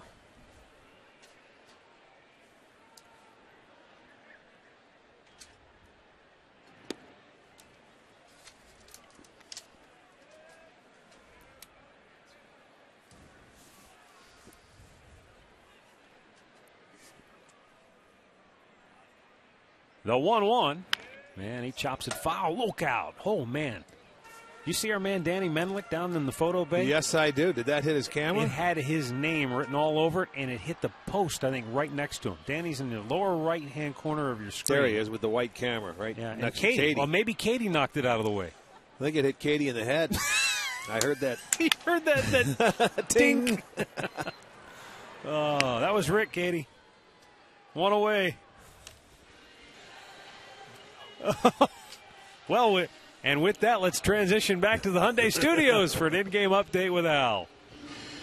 Matt, Rick, very well done. Let's go to Detroit. Minnesota taking on the Tigers. Already 12 runs between these two teams through 3 innings. Here's the game-tying base hit for Ryan Doman to make it 6-all. Rick Porcello is still in, but he's given up 6 runs, while the starter for Minnesota, Nick Blackburn, he's gone. Matt? All right, thanks, Wendell, Al. Wow, they've got a Donnybrook going in Detroit. Not good for Minnesota because offensively they have really had a tough time getting it going. Yes, they have. Last in the league in runs scored and home runs. But you go to that Detroit team, you're going to have to outscore them if you want to beat them. 76 pitches now for Felix Hernandez. 1 out here in the 4th inning. Chu 1 for 2 with the single and a run scored.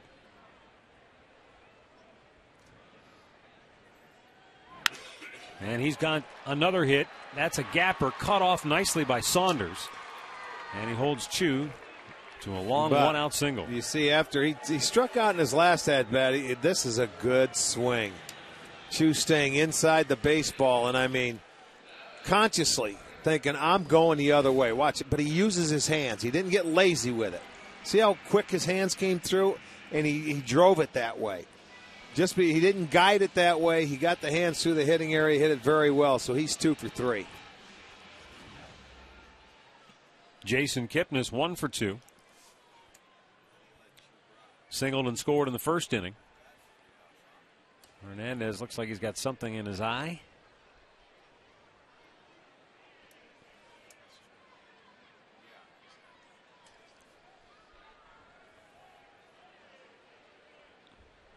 Snap throw over, close play. Quick feet right there.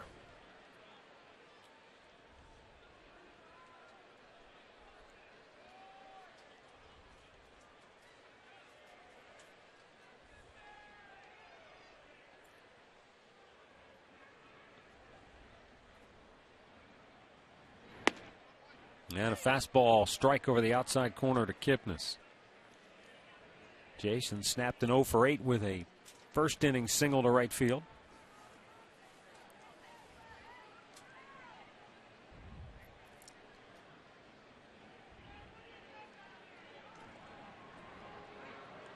I'll tell you, that was a good stop by Smoke because that ball was in the dirt.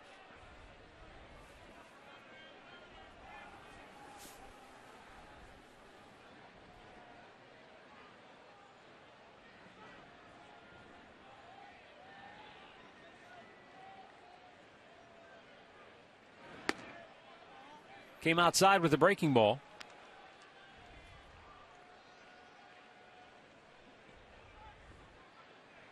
Indians lead the Mariners 4-3 here in the bottom of the 4th. 12 o'clock game tomorrow. No television here for STO. You can hear the game locally on the Indians radio network with Hammy and Rosie. Strike to the outside corner. Kipnis doesn't like it. He's down on the count of 1-2.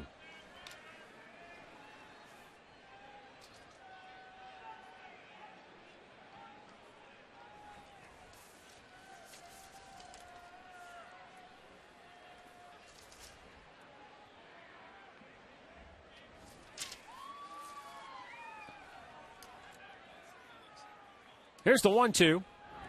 And did it hit him? I don't know how it didn't. It goes to the backstop. Down to second goes Chu. It's his wild pitch right there. Only his second, but that one got a hold of him and down near the feet of Jason Kipnis. Let's watch him do the Texas two-step to get out of the way here. There's the slider again. Montero, nothing he could do about that pitch. So now an opportunity for Kipnis to drive in a run.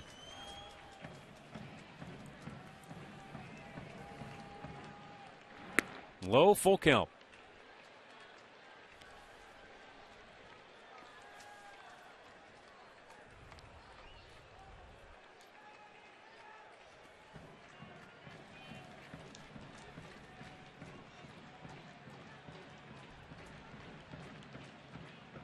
And the payoff pitch. Kipnis with a long fly ball deep left center. Saunders racing back. He won't get it. It's off the wall. Chu around third. He will score. Into second with an RBI double is Jason Kipnis. And it's a 5-3 Indians lead. Kipnis with his 4th double of the year, his 23rd run batted in.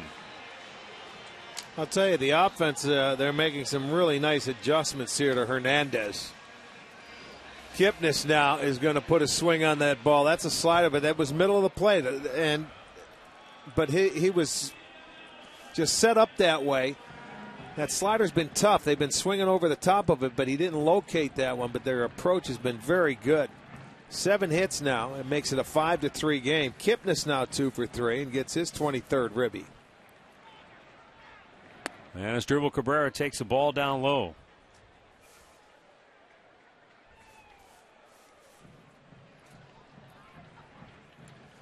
Told you in his last start, Hernandez gave up 11 hits to the Yankees in 6 2/3 innings. Well, we're in the bottom of the 4th, and they already have 7. So they've done a really nice job of attacking him. Yeah, and to be fair, the Mariners defense did let him down in that first inning. He had the pass ball, he had 2 errors, but he walked 2 and hit a batter in that first inning, so he didn't exactly help his own cause. No, but the hitters have made nice adjustments to him. They really have. Hafner could have a base hit. Their defense helped him there. Ackley made a nice play. But you see Chu going the other way. You see Brantley, he hung him a breaking ball. He pulled it down in the line. Kipnis goes the other way. And they're working the counts. And they're hitting him hard. It's not, they're not flaring him. They're hitting him hard. 87th pitch of the night in there for a strike. And that was a 3-0 count for Cabrera.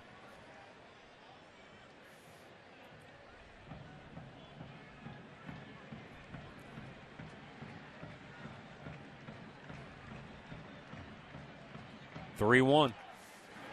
And Asdrubal bounces it to second base. An easy play for Ackley. 2 down. Kipnis moves to third. And it will bring up Travis Hafner. Hey, you can win a $100 gas card courtesy of your Northeast Ohio Shell retailer and True North convenience stores. Visit STOHD.com to enter for your chance to win. One new winner will be picked each week now until September 26th.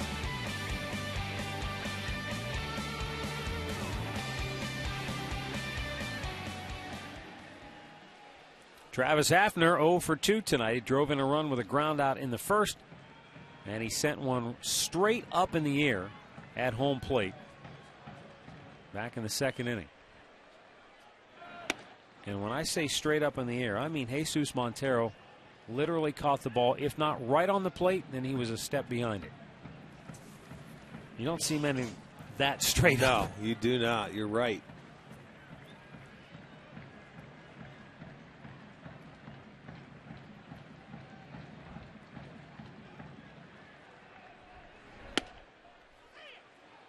Called a strike inside corner.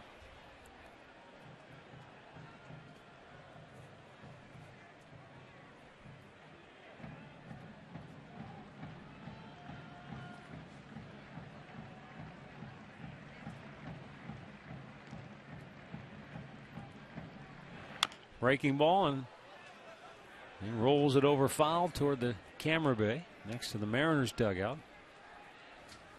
You look at the Indians hitters tonight and the way they've approached Hernandez. They've pulled 3 hits. They've hit one right back up the middle, and they've gone the other way 3 times. That a product of just hitting it where it's pitched? Yes, that's a good approach. That's exactly right. Hit it where it is pitched. Pronk fouls it back. 1-2. Well, go back to what Katie said earlier when she talked to Bruce Fields. He didn't want them to try to do too much against him. Don't get out. You'll roll over because of his off-speed pitches. Just stay on him. And they've been aggressive. Early fastballs in the counts, they've gotten after him. Well, that's what you want your offense to do. You want to have controlled aggression, if that makes sense. Because you know what? You don't want to give a guy a fastball if he's throwing it right there to get ahead for a strike. But you don't want to make outs on off-speed pitches on the first pitch. You know, be patient. Make him get into the zone. But if he throws you your first pitch, or something good to hit, go ahead and get after it. Doesn't mean you're not patient because you swing at the first pitch. If you get it and you like it, get after it. And a full count to Hafner. And this will be the 95th pitch of the night for Felix Hernandez. Carlos Santana would be next.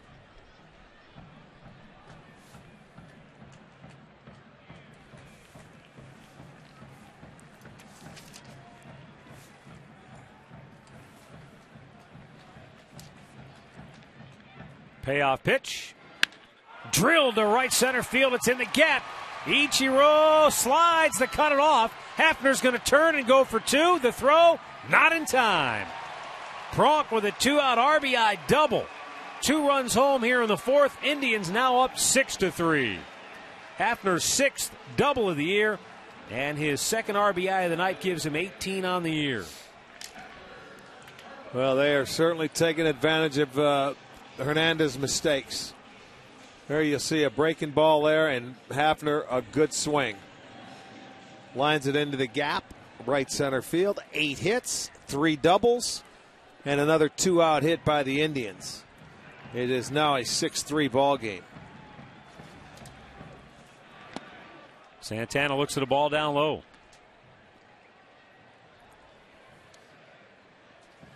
And Hafner stops his offer with runners in scoring position.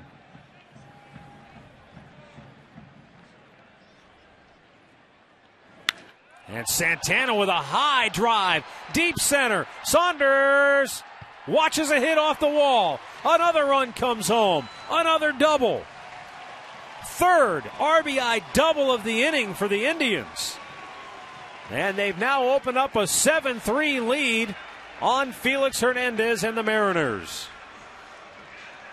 Now that right there, that swing's a sight for sore eyes by Santana, because he is going to stay on the baseball. This time he doesn't try and pull it. Watch his head, watch his shoulders. He stays in nicely on that swing, and it goes to left center field, deep to the wall. It'll go off the wall. It'll come back. So another double. Indians swinging it great tonight. Really swinging the bat well. Carl Willis out to talk with Felix Hernandez, who's closing in on 100 pitches on the night. Activity in the Seattle bullpen. Right-hander Sean Kelly is up getting loose. 7th man to bat in the inning is Michael Brantley, who doubled his last time up.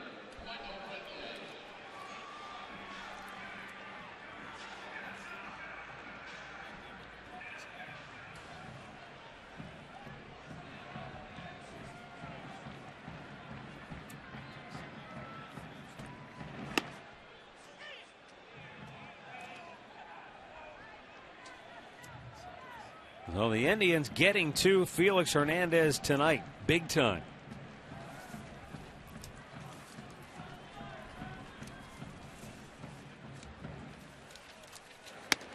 Came inside and missed 1-1.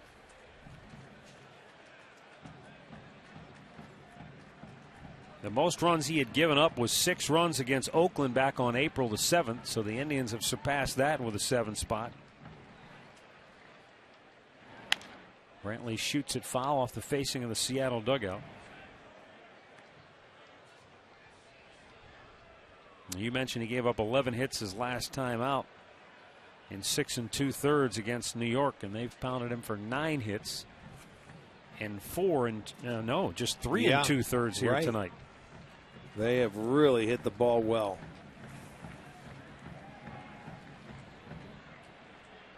The 1-2. Chopper foul over again by the Seattle dugout.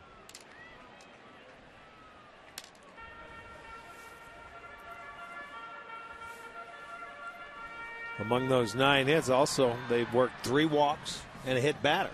So they've had their share of base runners. This is only the 4th inning. A couple of crooked numbers on the board, a 4-run first, a 3-run 4th. And 4 of the last 5 hits have been extra bases. including the Brantley double back in the third.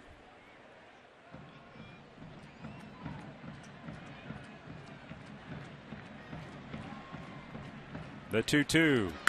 Right back up the middle. That's going to get through. Coming around third, Santana will score. Michael Brantley with his second hit of the night. He stays locked in at the dish. And the Indians, with their second 4-run inning of the night, have opened up an 8-3 lead as they have tagged the Mariners ace for 10 runs. And that is going to be it, as you see Brantley just take it right back up the middle. Once Hernandez couldn't get it, nobody on that Mariners infield could. Santana able to score easily. Eric Wedge will go to the center of the diamond, and he will make the move to the bullpen. The Indians have knocked King Felix from his throne tonight. 8 runs on 10 hits in just 3 2/3 innings.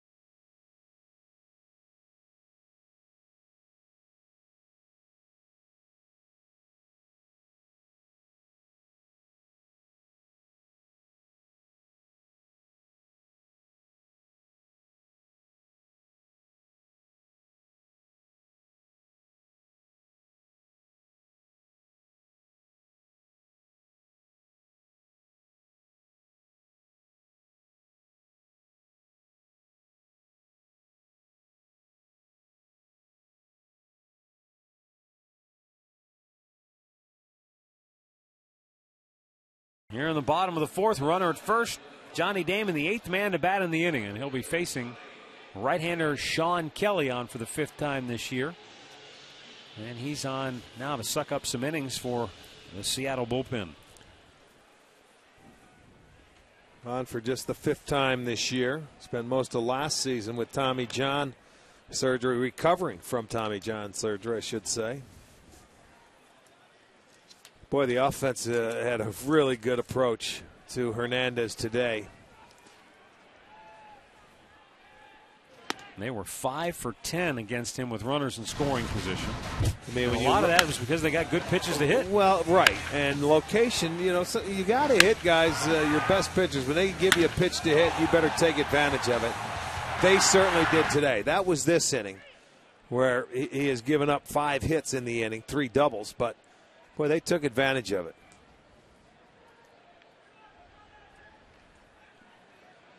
They pretty much set the tempo today in the first inning when Chu and Kipnis started off the bottom of the first with hits. Damon pops one shallow center, dropping in a hurry, and they won't get there. Damon's going to dig for 2. Now he get caught in between. Throw back to first. He's going to try to get in a rundown and allow Brantley to maybe score. Brantley's going to watch the rundown. And Damon is tagged out before or after the run scored? I think before. No run. Run does not score. So Damon tagged out to end the inning. Indians get 4. They knock Hernandez out of the game, and they lead it 8-3.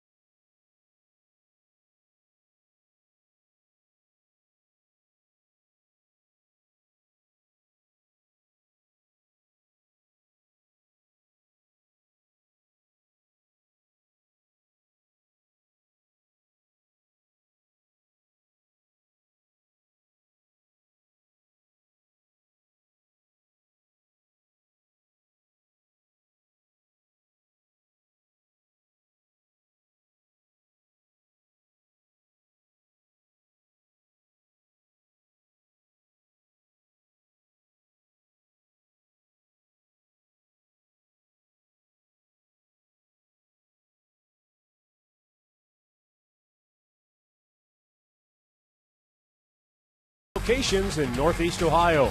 And by Levin's, home of the Sealy Posturepedic mattress made right here in Northeast Ohio.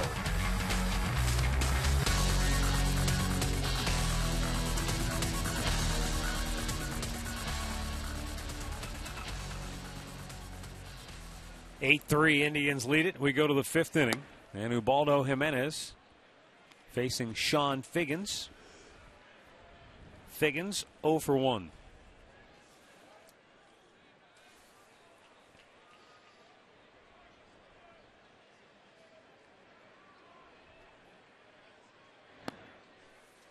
Now, coming into this ball game, we thought maybe that these numbers had everything to do with the other pitchers for Seattle and nothing to do with Felix Hernandez.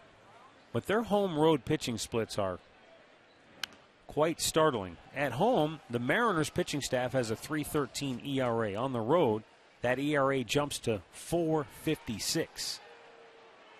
Opponent's batting average at home, 222. On the road, up to 253.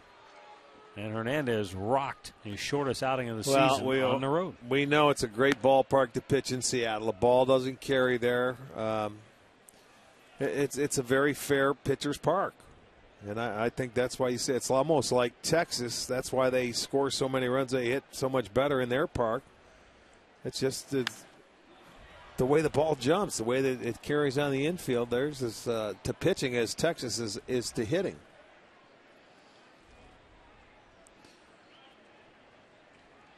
I mean, you look at the end of the year, and they'll still have pretty good splits. Their pitching will be much worse on the road. 80th pitch of the night is down low, full count.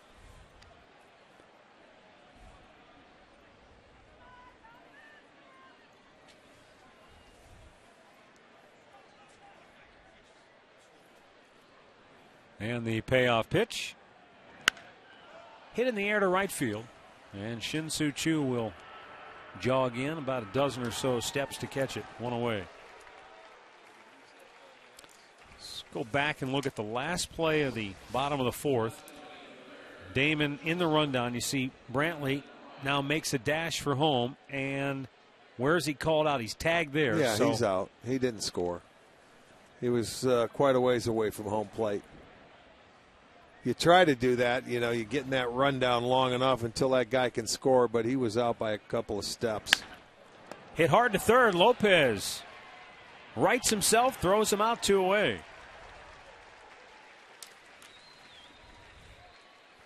Mid-American Conference Baseball Tournament coming up May 23rd through the 26th at All-Pro Freight Stadium in Avon.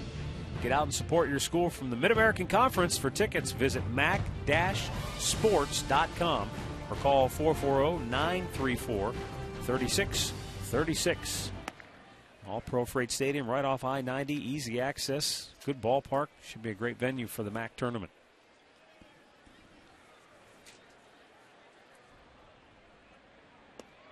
That's a good curveball. I love that pitch from him, that curveball. I mean, he can throw it, it seems like any time. Sometimes for strike one or when you're behind in the count. I think he is the perfect example of that old phrase, less is more. If he would just kind of shelve some of these pitches and just focus on the ones that he can really execute. I would like to see his curveball, his changeup, and his fastball. He can throw the 4 and 2 seamer. 2-out single keeps the inning alive, and Dustin Ackley, who came into this game with an 11-game hitting streak, is a perfect 3 for 3. 2 singles and a 2-run homer for Ackley.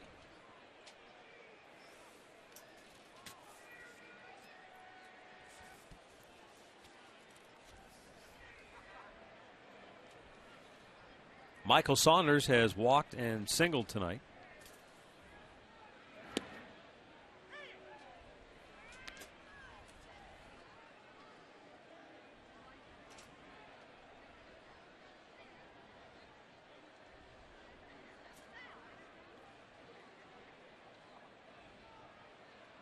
Big curveball hit on the ground and in the hole. Kipnis couldn't flag it down. Ackley stops at second. So a pair of 2-out hits here in the 5th. Same 2 guys that singled off of Jimenez to start the game. This time he gets the curveball. Left that one up about belt high. So Saunders finds the hole again between first and second with a man on, but with 2 outs, he's not going to third.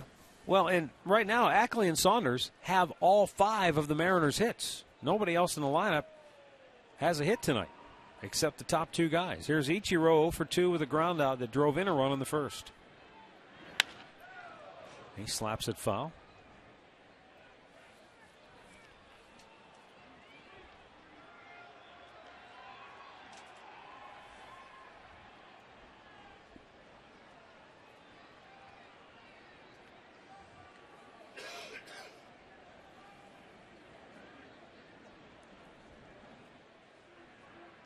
The 0-1.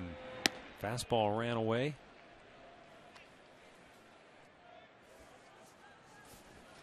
Or just a changeup that was kind of floating.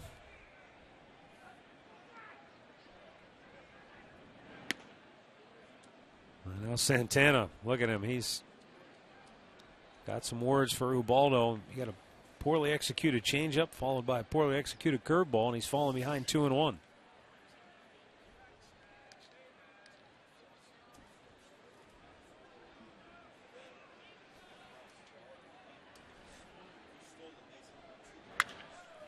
In the air, left field. Routine play for Damon. Johnny makes the catch. The inning is over. No runs, 2 hits, 2 men left aboard. Middle of the 5th, 8-3 Cleveland.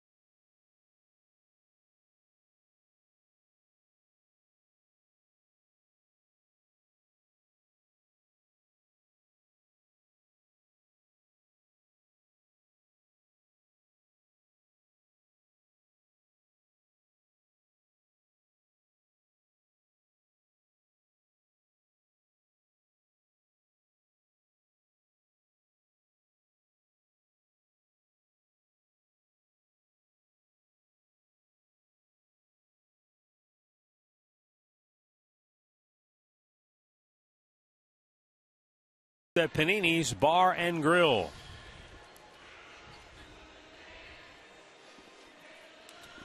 Mariners go back to their bullpen for Hisashi Iwakuma. Iwakuma, right-hander. Career high 5 strikeouts in a 3-inning relief stint May 7th against the Tigers. Just made his major league debut in April. Well, with the quick turnaround tomorrow, Matt, you got to try and find somebody to give you some innings so you don't use your bullpen. And, you know, when you're down by 5 runs in the middle part of the game, it's going to be the guys that you don't want to use tomorrow.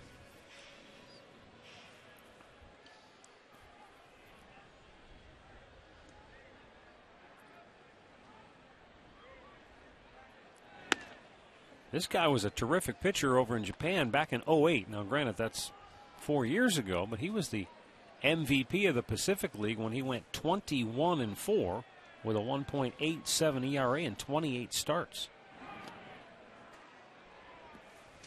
He pitched for Japan in the Olympics in 2004, also in the World Baseball Classic in 2009.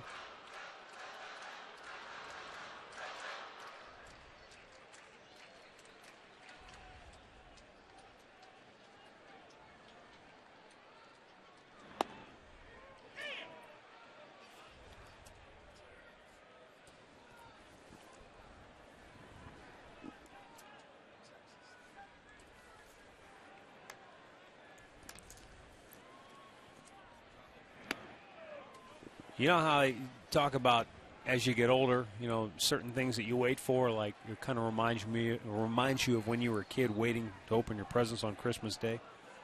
How about this poor guy had to wait until April 20th? He was on the opening day roster and had to wait until April the 20th before he got into a game for the first time. So he was the last major league player on a roster to get into a game this year. Wow. That's a long wait. Yeah. That's a lot of side work. You're not kidding.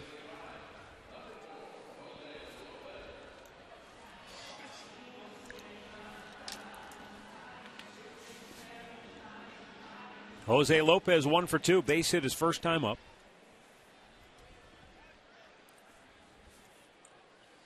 Well, this is also a Seattle club that has 36 games in 37 days. Their next day off is at the end of the month, the May 31st.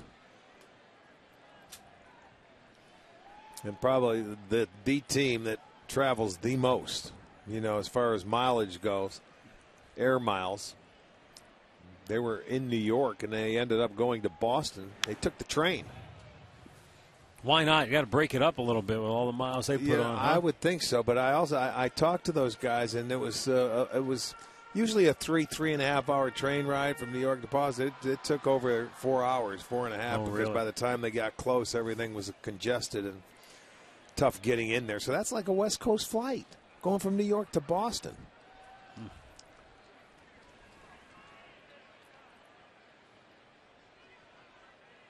When you take into consideration that their shortest flight is 2 hours, that's Seattle to Oakland. That's their closest rivalry. And then anywhere else is just, that's a long way to go and a lot of travel throughout the course of the year. And most of the time when they have off days and they have them at home, they travel on them. They usually leave at 12 o'clock noon to come back east because it's a 3 hour time difference. Mm-hmm.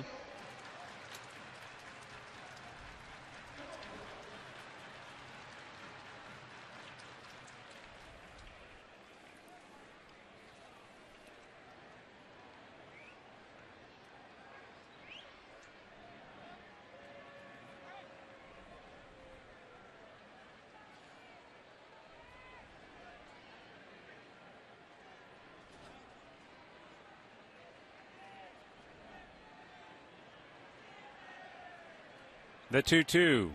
And Lopez strikes out. One down. Our in-game recap brought to you by your Northern Ohio Toyota dealers. First inning, comedy of errors by Seattle. A throwing error by the catcher, and a throwing error by the left fielder. It was 4-1 Indians. Then Dustin Ackley tried to bring Seattle back with a 2-run homer to cut it to 1. Then the Indians pulled away. In the fourth inning, they chased Felix Hernandez. They racked up 4 runs on 6 hits. They doubled their pleasure with 3 doubles in the inning. Find out about more than 30 Toyota offers available at buyatoyota.com. Shin-Soo Choo, 2 for 3, 2 singles, 2 runs scored.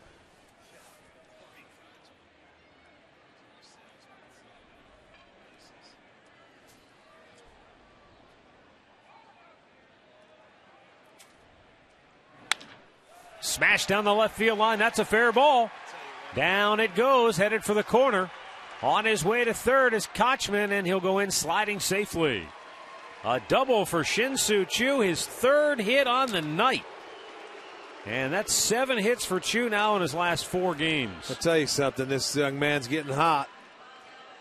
That swing is getting grooved, and it is looking better and better with every at-bat. Pitch down, it's a sinker, trying to tail away. Boy, and kept the hands above the baseball and just slices it down the left field line.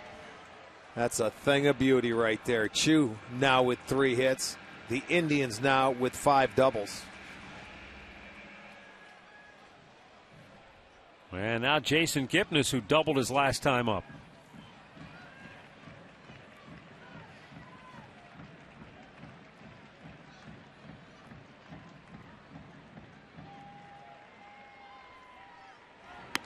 And a breaking ball misses.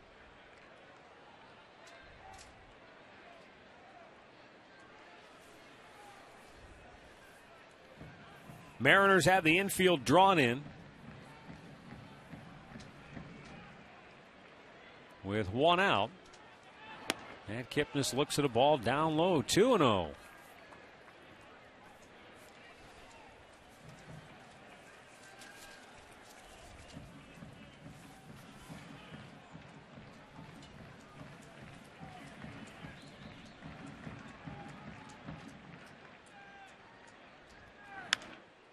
Popped up foul, that will go over the dugout. Hey, if you're free for lunch tomorrow, come on down to the ballpark. Indians and the Mariners with a 12 o'clock start. Zach McAllister will go for the Indians against Hector Noesi. Zach going to get his 3rd start this year. Not a bad job in his last start at Boston in Fenway Park. Pitched a pretty good game. And the Indians will welcome the Marlins to town over the weekend for interleague play. 2-1 pitch. Well-placed fastball. It's 2-2. Detroit leads Minnesota 7-6 in the 6th inning in Detroit. White Sox in action later tonight against the Angels in Anaheim. Baltimore and Kansas City scoreless in the 5th at Kauffman. Yes. Checked. It was low. And a full count. You know, you want to talk about the White Sox and scheduling in 2 gamers. They go out and they play tonight in Anaheim. They have a day game tomorrow and then come back to Wrigley and play the Cubs. And that's all. They were going to L.A. for 2 days. So you go all the way across the country for 2 days. And then you end up going back and play the Dodgers later on in interleague play. How strange is that? 3-2, swing and a miss. Second strikeout for Iwakuma, and 2 down in the inning. That's a head scratcher for you, right? Yes, there. it is. We'll see if Asdrubal Cabrera can get a couple of runs home for the Indians here with a big 2-out hit.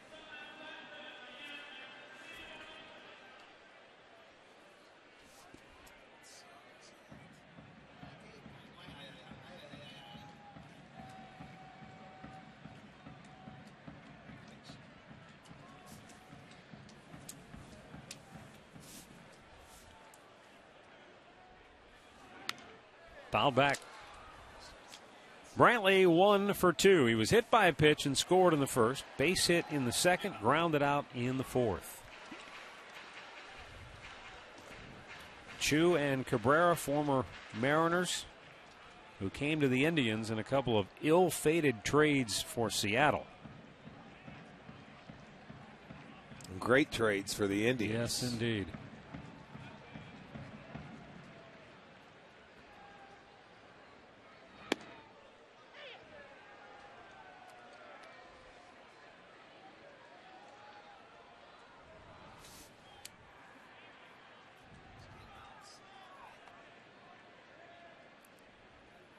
Second and third, 2 down. A dozen hits for the Indians on the night.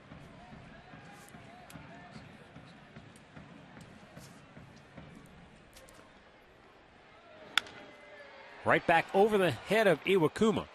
But a nice play by the shortstop Ryan to throw out Cabrera and end the inning. 5 complete, 8-3 Indians.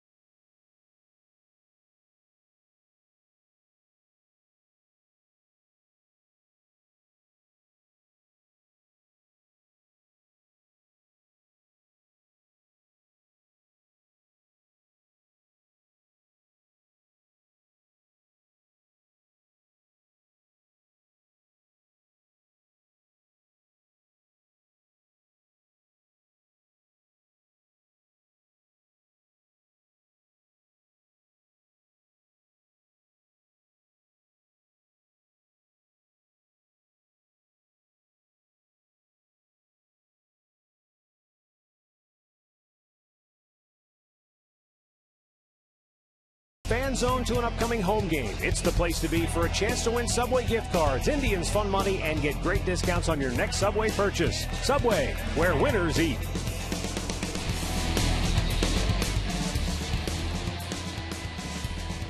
8-3, Indians lead the Mariners as we go to the 6th inning. Terminal Tower lit up.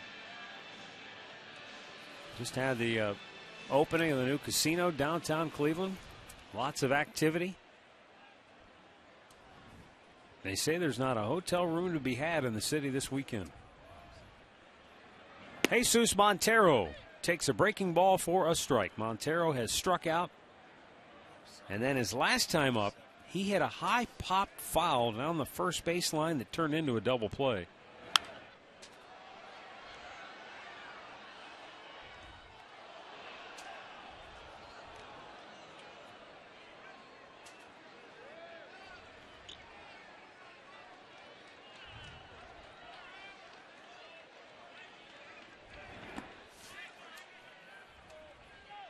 He did not go.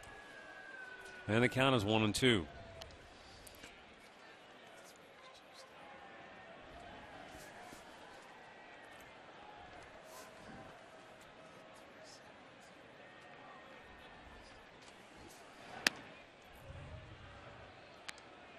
And the count 2 balls and 2 strikes. Minnesota's now jumped back in front of Detroit. 8-7 Twins in the 6th at Comerica. Got him looking. He just locked him up with a fastball. 4th strikeout for Jimenez. Let's get the answer to our AT&T trivia question. Well, I think George Brett's got to be one of them, right? Oh, yeah. At least got one of these, right? Yeah, Rod Carew. I know for sure. Tony Gwynn? No. Brett Garcia-Parra. Now, I would have never guessed. And Ichiro. All left-handers except Garcia-Parra. How does that happen? I think Tony Gwynn was doing it the year of the strike, wasn't he? But he obviously... Oh, that was only the American League guys. That's right. Got to read the fine print.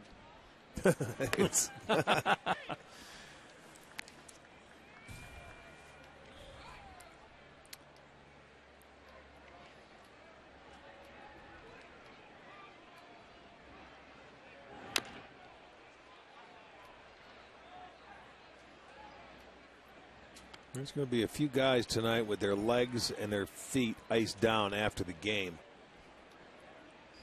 There have been some hitters that have beat themselves up tonight on breaking balls.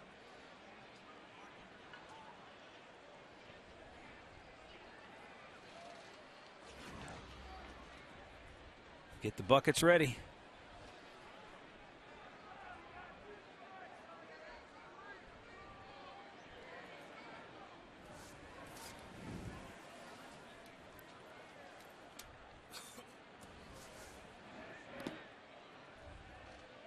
Our trainer in high school, when you'd have to put your ankle in an ice water bucket, he had a knack for knowing just when it started to go numb for you, when to and say then he'd when. come by and kick the bucket and shake it all up. Oh, telling you, the guy was just evil, twisted. 2-2. Rolled to short, backhanded by Cabrera, off balance throw, and a great pick by Kochman. 2 down. He makes that pick look very easy over there at first because Cabrera came up and made a nice play. The throw was right there, just didn't get there because he was on the run. But, you know, when you have a first baseman that can pick it like this, that certainly helps you out, man. They save a lot of errors for a lot of throws. Not a way to hit. Yeah, that's what Cabrera said. Way to go. He's saying, no problem. It's my job. Well, and you talked about this all the way back in spring training. What that does for a Cabrera, for a Kipnis, for a Hanahan. Whoever's out there. It gives them all the confidence in the world to just chuck it over there anyway. They don't have to worry about, you don't think about making the You just throw. said it. They don't have to think. Just do grab the ball and you get rid of it and you have confidence the guy's going to pick it. That means a lot to those guys out there. Guys like Mark Teixeira at first base that picks him for the Yankees and have saved that infield, the veteran infielders. And I'm telling you, that goes a long way. I think the kid at Kansas City is going to do the same thing. Yes, Hosmer. he is. He's a very good first baseman, no question, and he will get better. But guys like that, boy, they save a lot of runs. You can write those down as RBIs, and they save pitches because the pitcher doesn't have to work harder with a guy on base now. Yeah, but those infielders love them. They love that first baseman that can pick like that with the good hands. 2-2 count. Bang to first. Kochman will take it himself. An easy play to end the inning.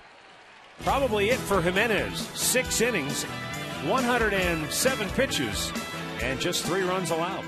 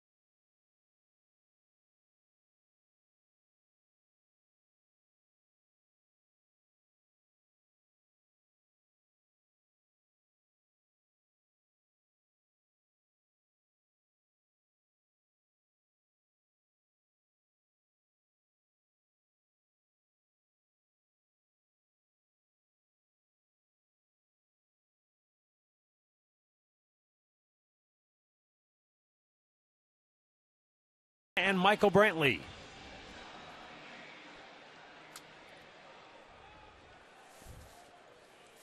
Hafner 1 for 3. His RBI double in the 4th. Got the Indians off to a big start in that inning.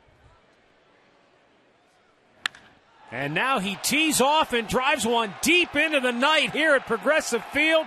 Ichiro watches it go.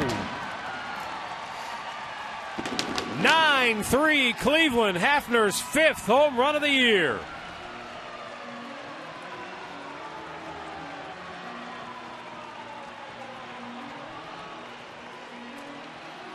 Third RBI of the night as well. His last at bat broke a string of over 25 with runners in scoring position. He jumps on that first pitch down and in and hit it high and deep into the night. The first home run for the Indians tonight. Their 32nd of the year. That makes it a 9-3 ball game.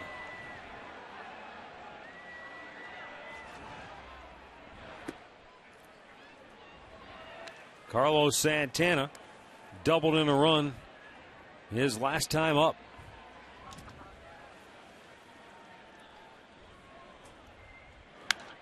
Santana also played a prominent role in the Indians' 4-run first inning as he would come around to score.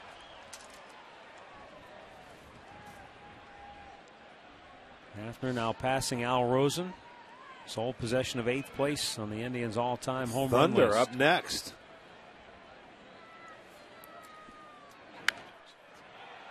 Popped out of play.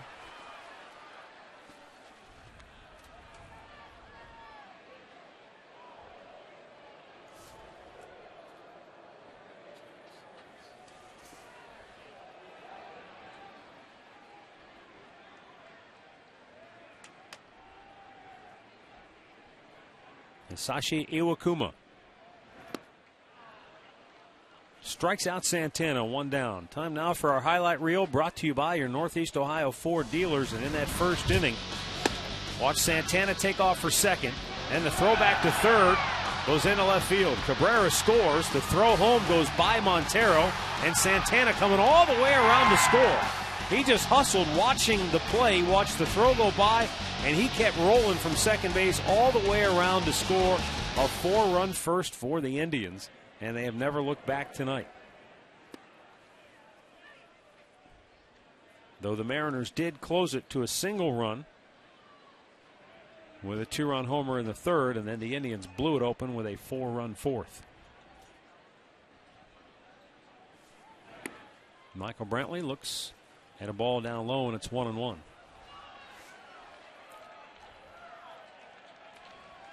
Brantley's on quite a tear. 2 hits tonight, a single, a double, and an RBI. That gives him 13 hits in his last 29 at bats.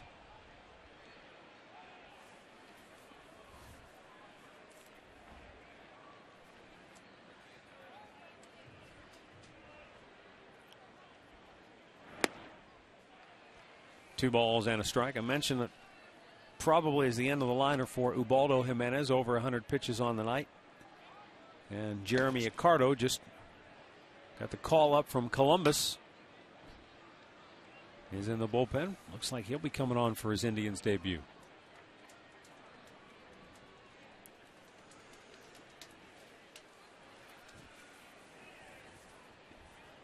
Isashi Iwakuma with the 2-1 pitch. No, he didn't. 3-1 to count.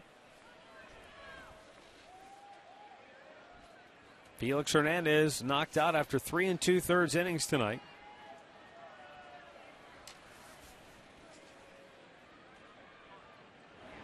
And that's ball 4. 1 on, 1 out. Johnny Damon coming to the plate. Well, that play by Santana where he came around to score in the first, reminiscent of another dash from second base against the Mariners. Miller time, brought to you by Miller Lite, 95 ALCS, the deciding Game 6. Who will ever forget the ball that got away and Lofton caught him napping, came all the way around, never broke his stride, scored from second. Oh my goodness, that might have been the best dash ever. Ran him right into the World Series. That was a pass ball in its own right there at the mask of, was that Wilson catching? Who was that catching? I think it was.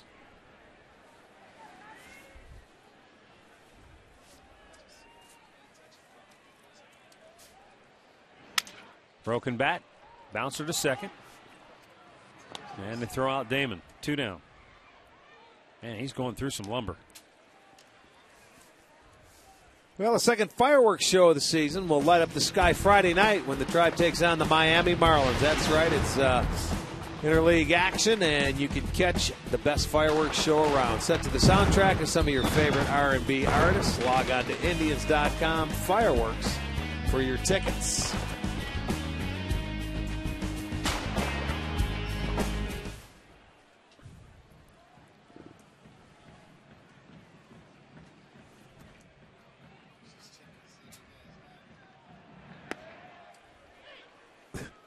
It was Wilson.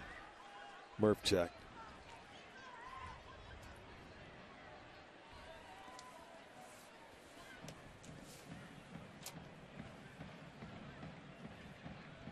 Casey Kotzman 0 for 2. And a count 0-2.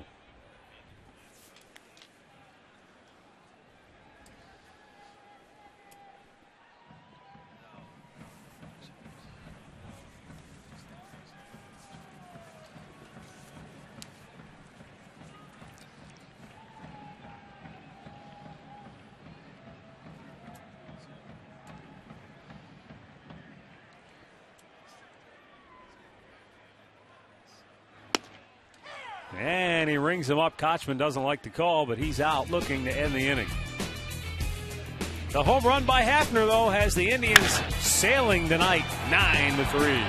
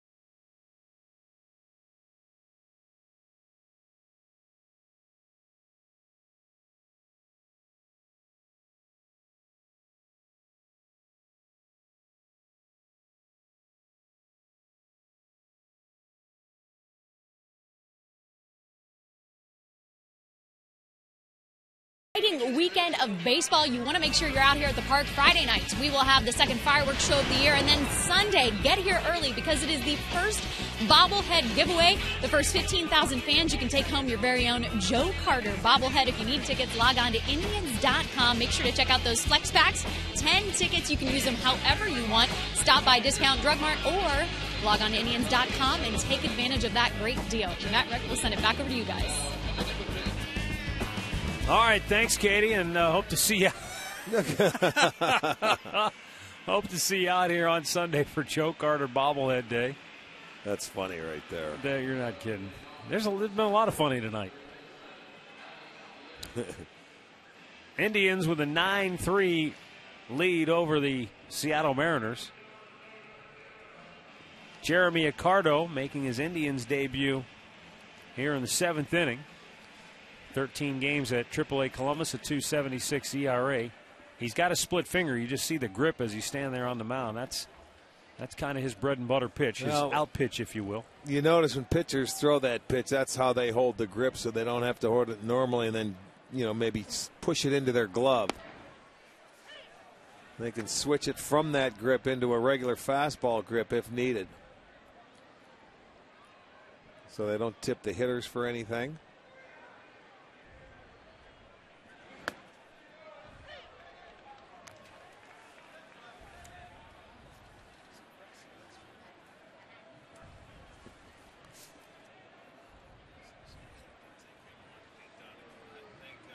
The 0-2, there was the splitter right there. Fights it off.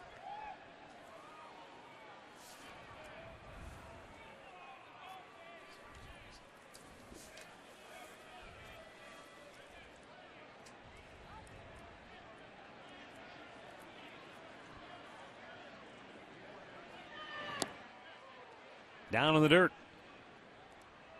1 ball, 2 strikes.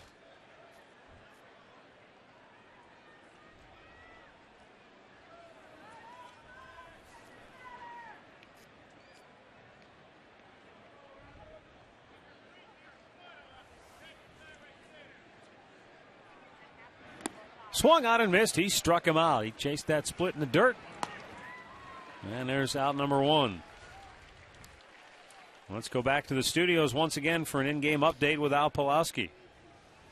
All right, Matt, it continues to go back and forth in Detroit. The Twins take the lead back. They were down 7-6 here in the 6th inning. Our old friend Jamie Carroll with the double down the left field line. It scores 2. Minnesota back on top, 8-7. They're now in the top of the 7th inning. Matt, back to you. All right, thanks, Al.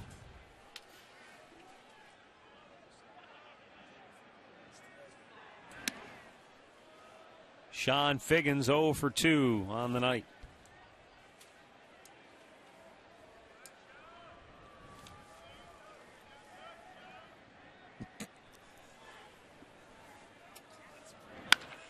Up the middle, Cabrera's there. He sets and throws and gets him 2 away.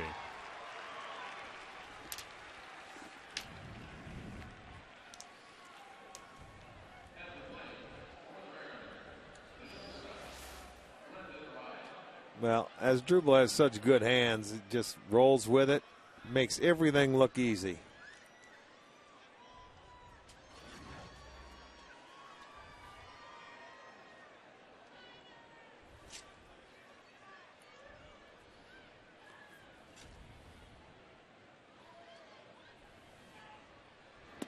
Jeremy Accardo took a bit of a circuitous route to professional baseball. He graduated from Mesa High School in Arizona.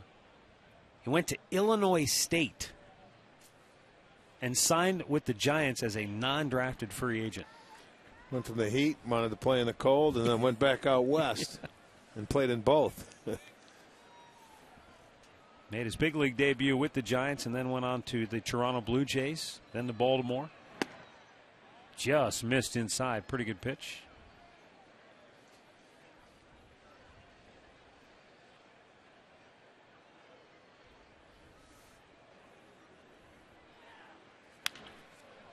Sky high pop, infield, Kochman.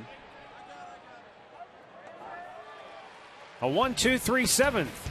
for Jeremy Accardo in his Indians debut. Stretch time here at Progressive Field, brought to you by the Cleveland Clinic, where every life deserves world-class care. Call 216-444-CARE for an appointment today.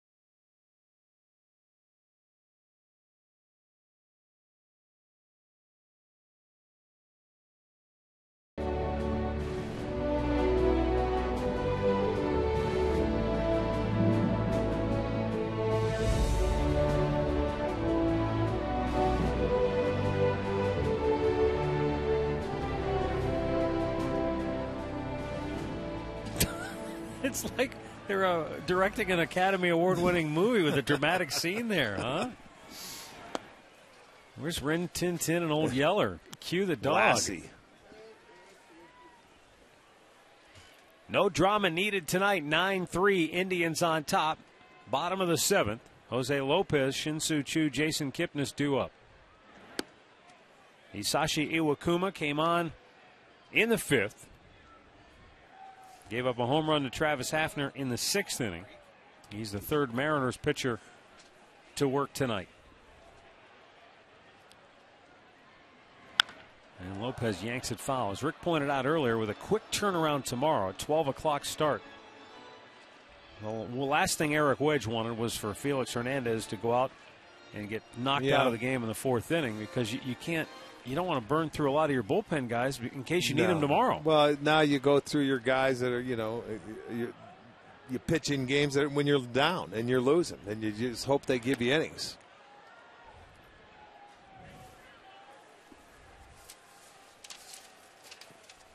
Hector Noesi, who's going tomorrow, will bring a 6.32 ERA into the game. Yeah, Zach McAllister for the Indians. So you just never know. It's a quick turnaround. You got to have everybody ready to go. I know in talking to Eric when we were out in Seattle, they were really high on Noesi. They think that he's going to be a very good pitcher for them. Said it was one of the reasons that they were comfortable trading Michael Pineda to get Montero, who was the guy behind the plate. That's the guy they wanted. But they also got Noesi back in the trade, and they felt like that was a big reason they were able to move Pineda. And then, of course, Pineda got hurt, and everybody in New York is up in arms about it. Lopez with a leadoff walk. Top of the order now in Shin-Soo Choo.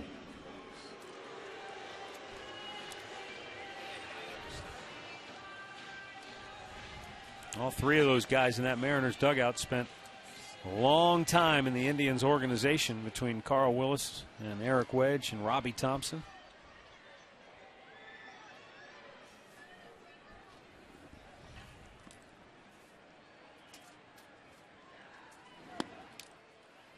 Shin-Soo Choo, 3 hits on the night. 2 singles, a double, 2 runs scored.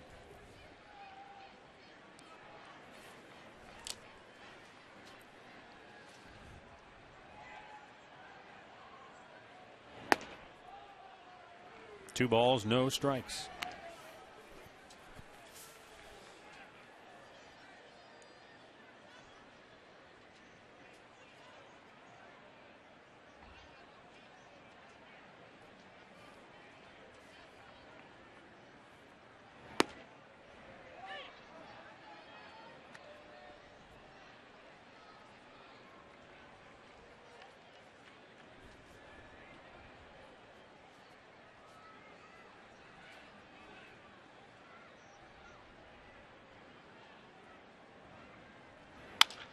There's a liner to left field. And Figgins there to grab it. 1 away. Well, for every home run hit this year, Rick and I are each donating $5 to the Gathering Place, while Great Clips will make a $50 donation. And after the Hafner home run, we're closing in on $2,000 for the year.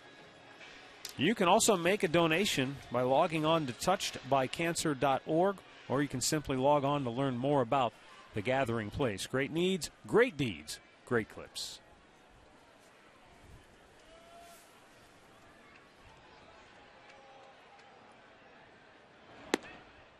Jason Kipnis, 2 for 3 on the night. A single, a double, a ribby, and 2 runs scored.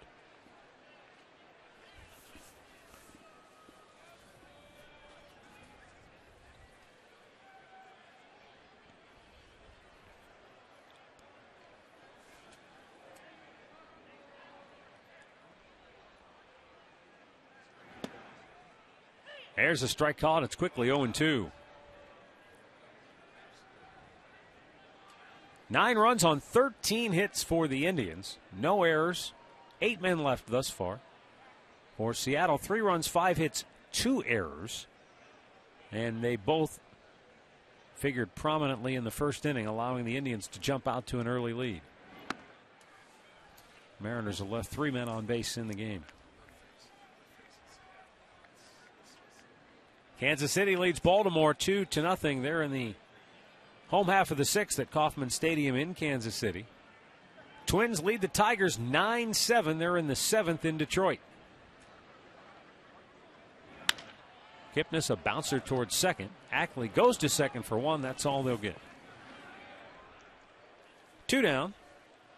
And the batter will be Asdrubal Cabrera. Well, as I mentioned, there will be no TV for us tomorrow afternoon for the 12 o'clock game, but there will be Indians baseball tomorrow night at 7 as we re-air the Indians and Blue Jays from May 15th, 1981. It's been over 30 years since Lenny Barker's perfect game. You'll see current Celtics general manager Danny Ainge playing for the Blue Jays, and best of all, a younger Bruce Drennan will be there. Don't miss a night of perfection tomorrow night at 7 right here on STO.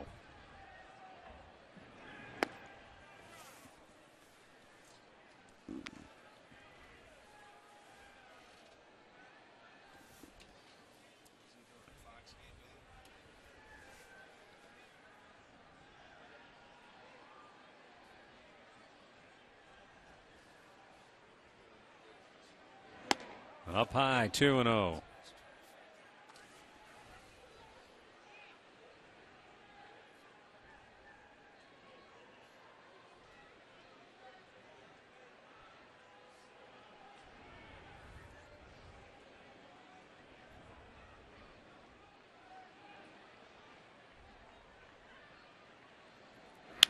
And Asdrubal with a line drive single into right field. Kipnis stops at second.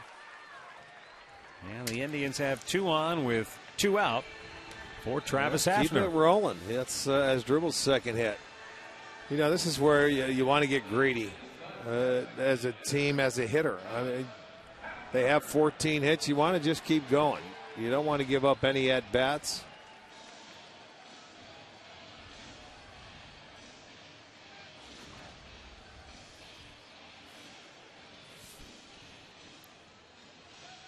I mean, the first 4 guys in the lineup, Chu with 3 hits, Kipnis with 2, Cabrera with 2, Hafner with 2, and Brantley also has 2. The only guy without a hit tonight is Kochman. But everybody's been on base at least. Yeah. He's walked. He went down and in and stroked that one high and deep into the night. That's the only homer for the Indians today. That was Hafner's 5th.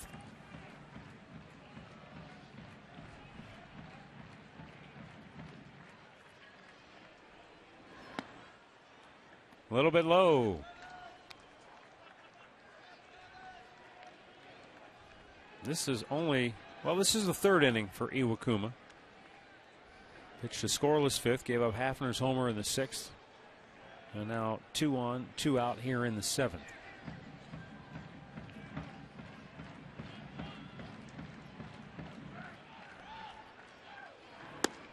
And he's outside with it, 2-1.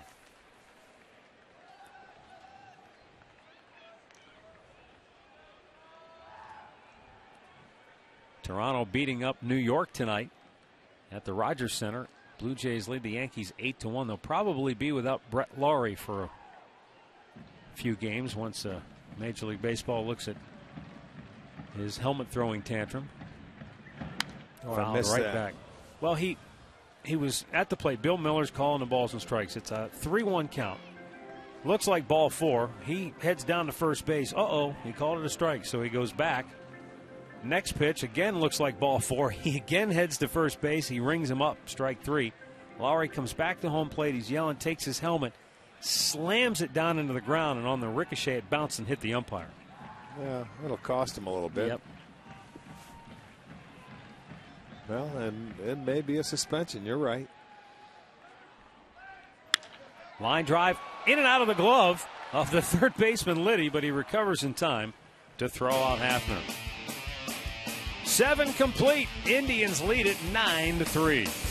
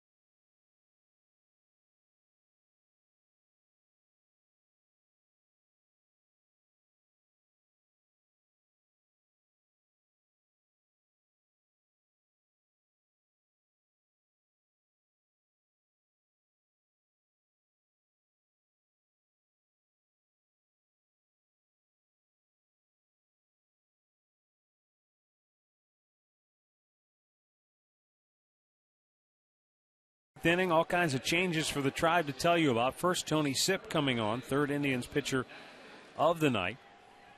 Tony will face the top of the Mariners order.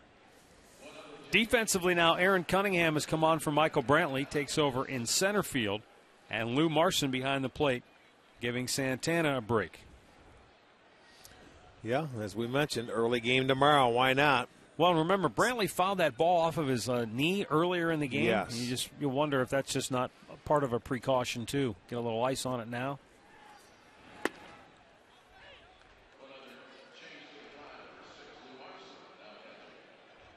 Dustin Ackley, a perfect 3 for 3 on the night.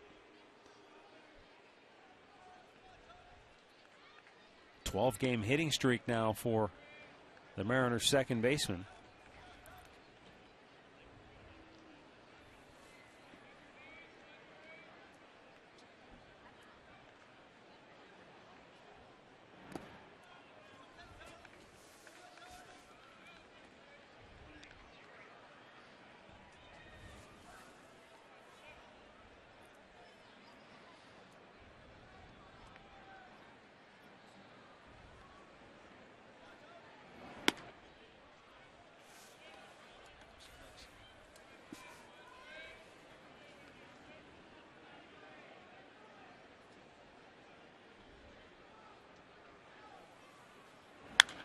Ackley pops it straight up on the infield. Lopez, Cabrera converge.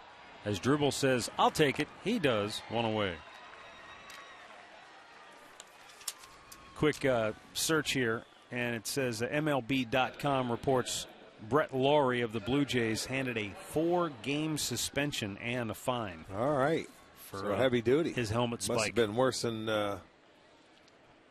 I thought. You had a chance to see it, huh? Yeah, I mean, the problem was, Rick, the way he spiked it. He looked like an NFL wide receiver spiking his helmet, and he spiked it about a couple of feet away from the umpire, so not good. It almost looked like he was throwing it in his direction, even though I don't think he intended to hit the umpire with it, but just didn't look good.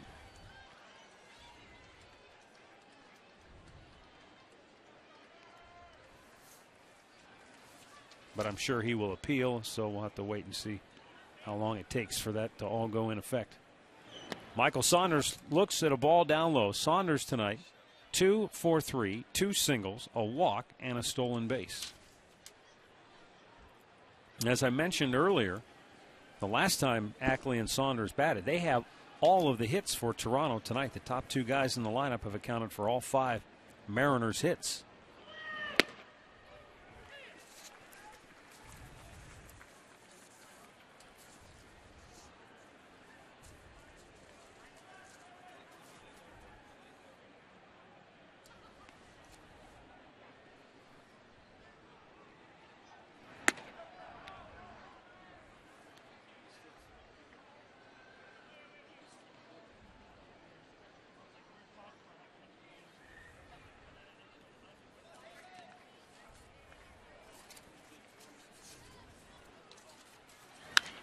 Back out of play.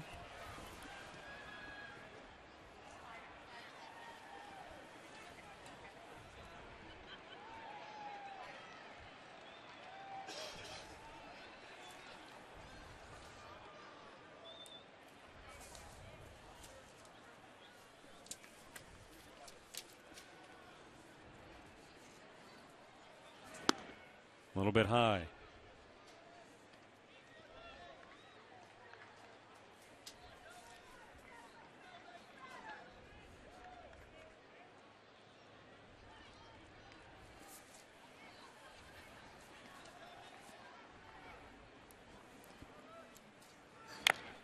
Fouled that off of his foot, and now boy, Saunders. another one. It's been beat yourself up night here at Progressive Field, in addition to Puppy Palooza.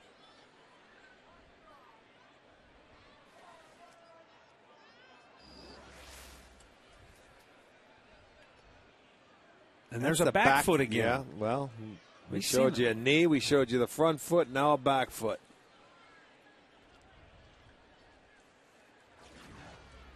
Well, as I mentioned earlier about Seattle and Ackley and Saunders, the number 1 and 2 hitters in their lineup, having all 5 of the team hits tonight. How about this note? Seattle's cleanup batters, the guys who have hit 4th in the lineup on the year, have a combined batting average of 188. Ouch. Man, there's no wonder they're 27th in the majors as a team in batting average. Right. They're set. Yeah. Only the Minnesota Twins have a worse batting average in this league. Saunders strikes out, 2 down. And that's going to bring up Ichiro Suzuki.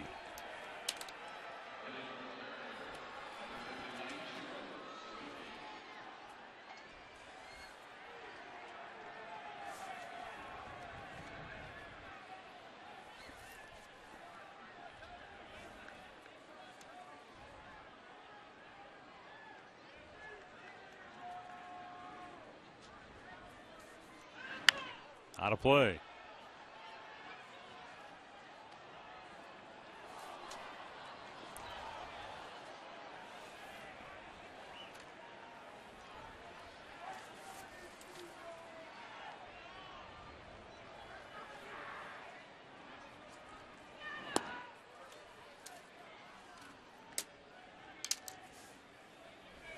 Ichiro 0 for 3 tonight. He drove in a run with a ground out in the first.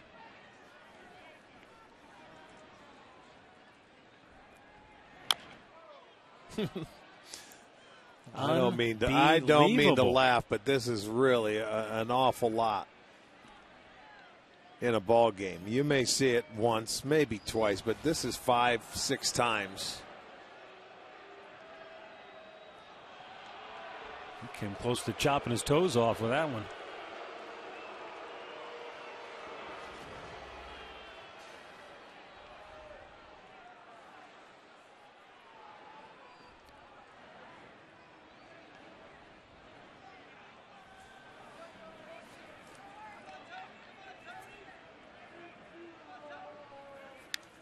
Right back to the screen now. Ichiro is hitting a very, very respectable 296 coming into tonight's game. But his career average in the big leagues is 326, and you wonder, Rick, if guys in front of him aren't getting on and guys behind him aren't driving people in, how long before they pitch to him at all?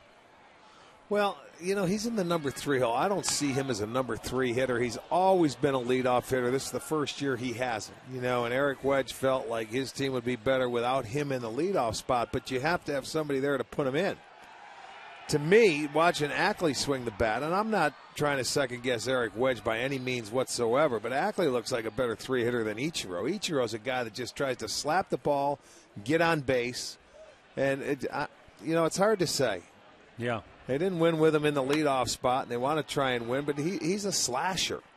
He's a singles hitter.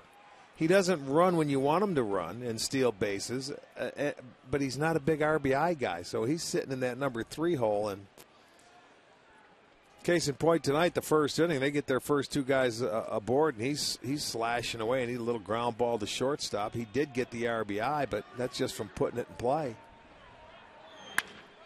There's a liner foul. I don't know. I just don't see him as a number 3 hitter. I mean, I could see him as a bottom of the lineup hitter if you're not going to lead him off. You might have a revolt in Seattle. Well, I think he had to have a revolt when you look at 2,400 hits to get him out of the leadoff spot. Sure.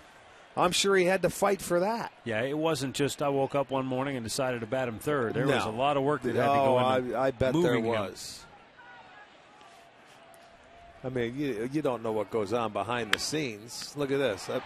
Weekly tap back to the mound, sip the flip. The inning's over. Mariners go 1-2-3, and the Indians pitchers have retired 10 Seattle hitters in a row.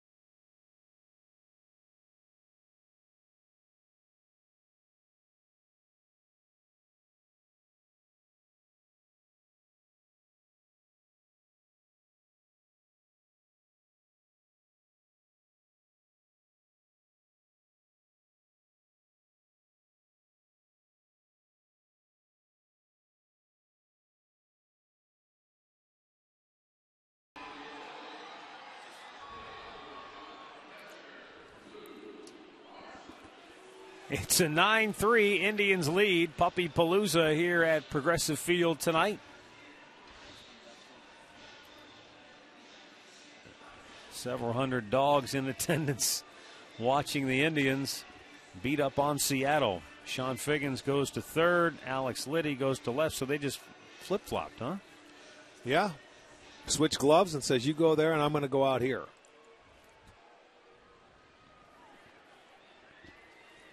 Meanwhile, Isashi Iwakuma stays on for a fourth inning of relief work. And Lou Marson's first at bat results in one swing and one out.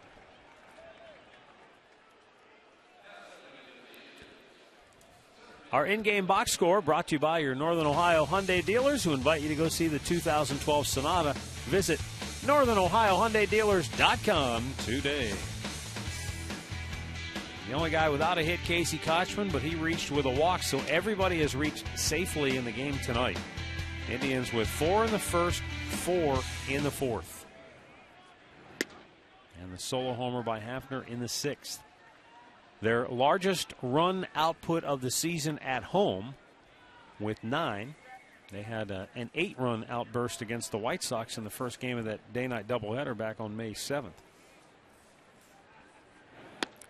Their season high in runs came back in Kansas City, back-to-back games. They had an 11-9 win over the Royals and then a 13-7 win the next day.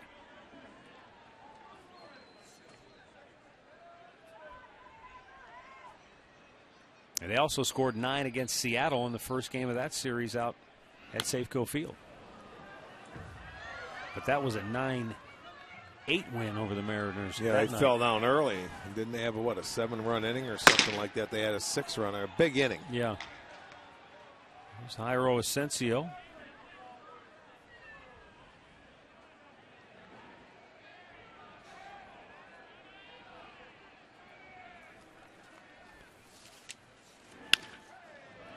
Aaron Cunningham with a bouncer to short. 2 balls to the shortstop, 2 outs.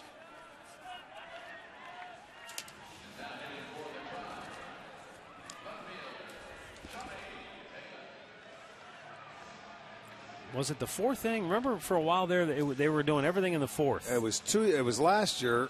They had a couple of 9-run fourth innings.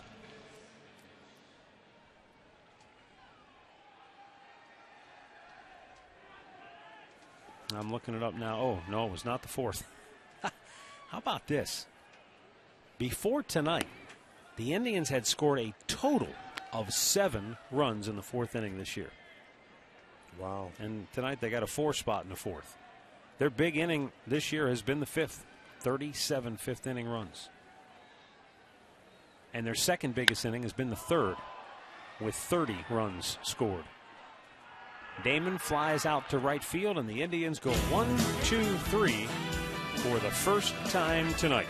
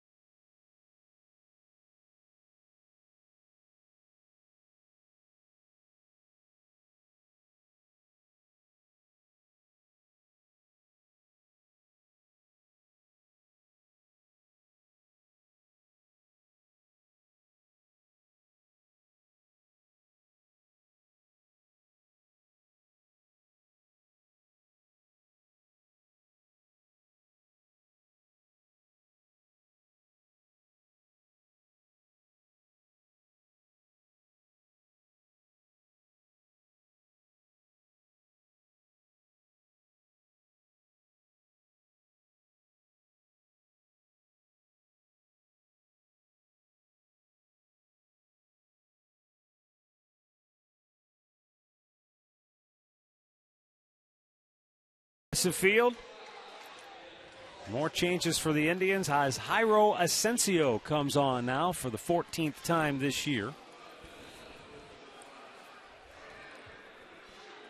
Jimenez went 6, Ricardo 1, Sip 1, and now Asensio trying to finish it off here in the top half of the 9th inning.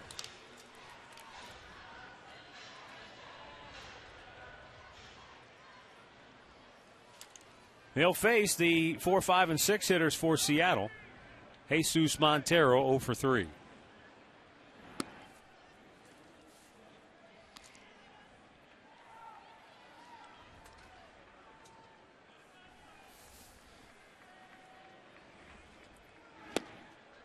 Swung on and missed, and count 1-1.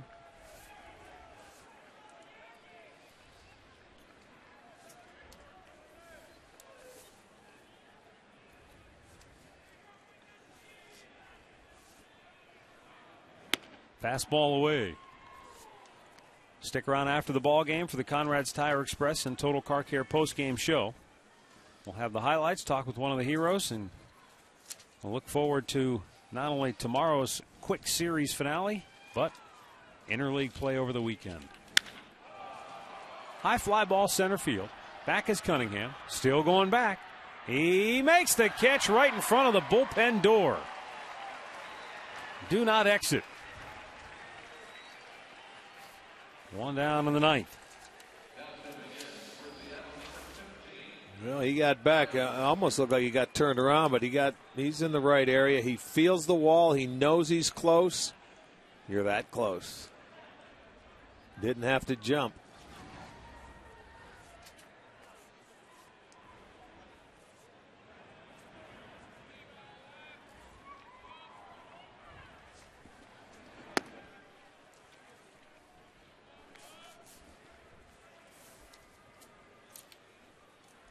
Kyle Seager 0 for 3 is flied out, grounded out twice.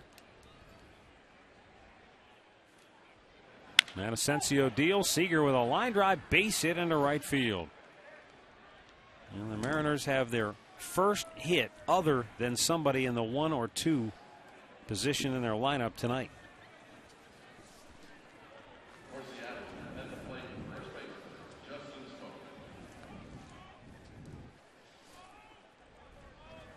First baseman Justin Smoke 0 for 3 will step in.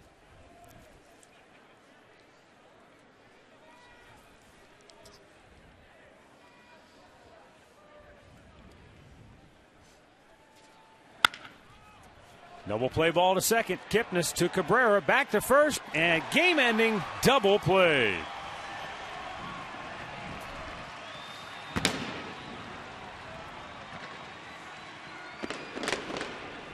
So the Indians take care of business tonight against the Seattle Mariners.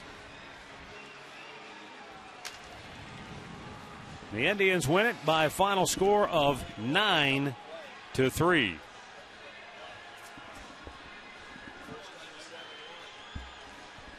With the win, the Indians are now 21-16. Seattle drops to 16-23.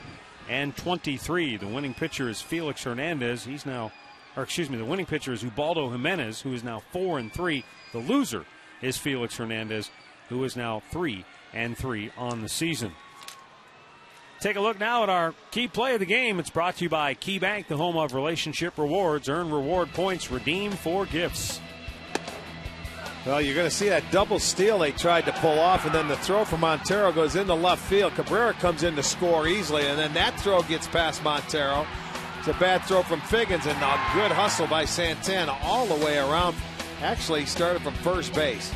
That gave him 4 runs in the first inning, and I don't think that Hernandez ever recovered. That's going to be our Key Bank key play of the game.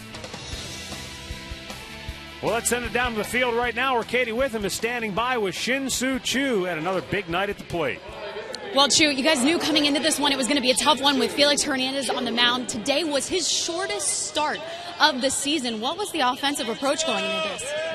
I think Felix, he threw a lot of strike, really aggressive pitcher. So we are aggressive, but we look in one spot today.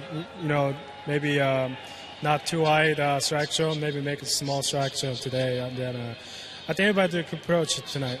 You had a big night at the plate, 3 for 5, 2 RBIs. Seems like you've turned the corner. What's been clicking for you? Just mind clear, make things simple, nothing too much. I think more aggressive the batter's box tonight. 3 games now, starting in that leadoff role. Are you seeing better pitches being right up there up front? No, I don't see any different pitches, but I think, I don't know, I just do, I'm not changing any approach, just to do my job and then think more aggressive. Only key is get better hitting now. Indians winning here at home. How important was it for you guys to come out here and lock up this first game of the homestand, a very long homestand? Well, I think every game is very important for us. Hopefully everybody healthy, and then I keep playing. I think everybody healthy, you have a great season this year. Chu, congrats on the win. Appreciate your time. All right, thank you. Guys. All right, thanks a lot, Katie. They used to talk about Manny being Manny. Well, in the leadoff spot, Chu is just being Chu. He's not trying to do anything different or anything cute. And he went out with a 3-hit performance, helping the Tribe to a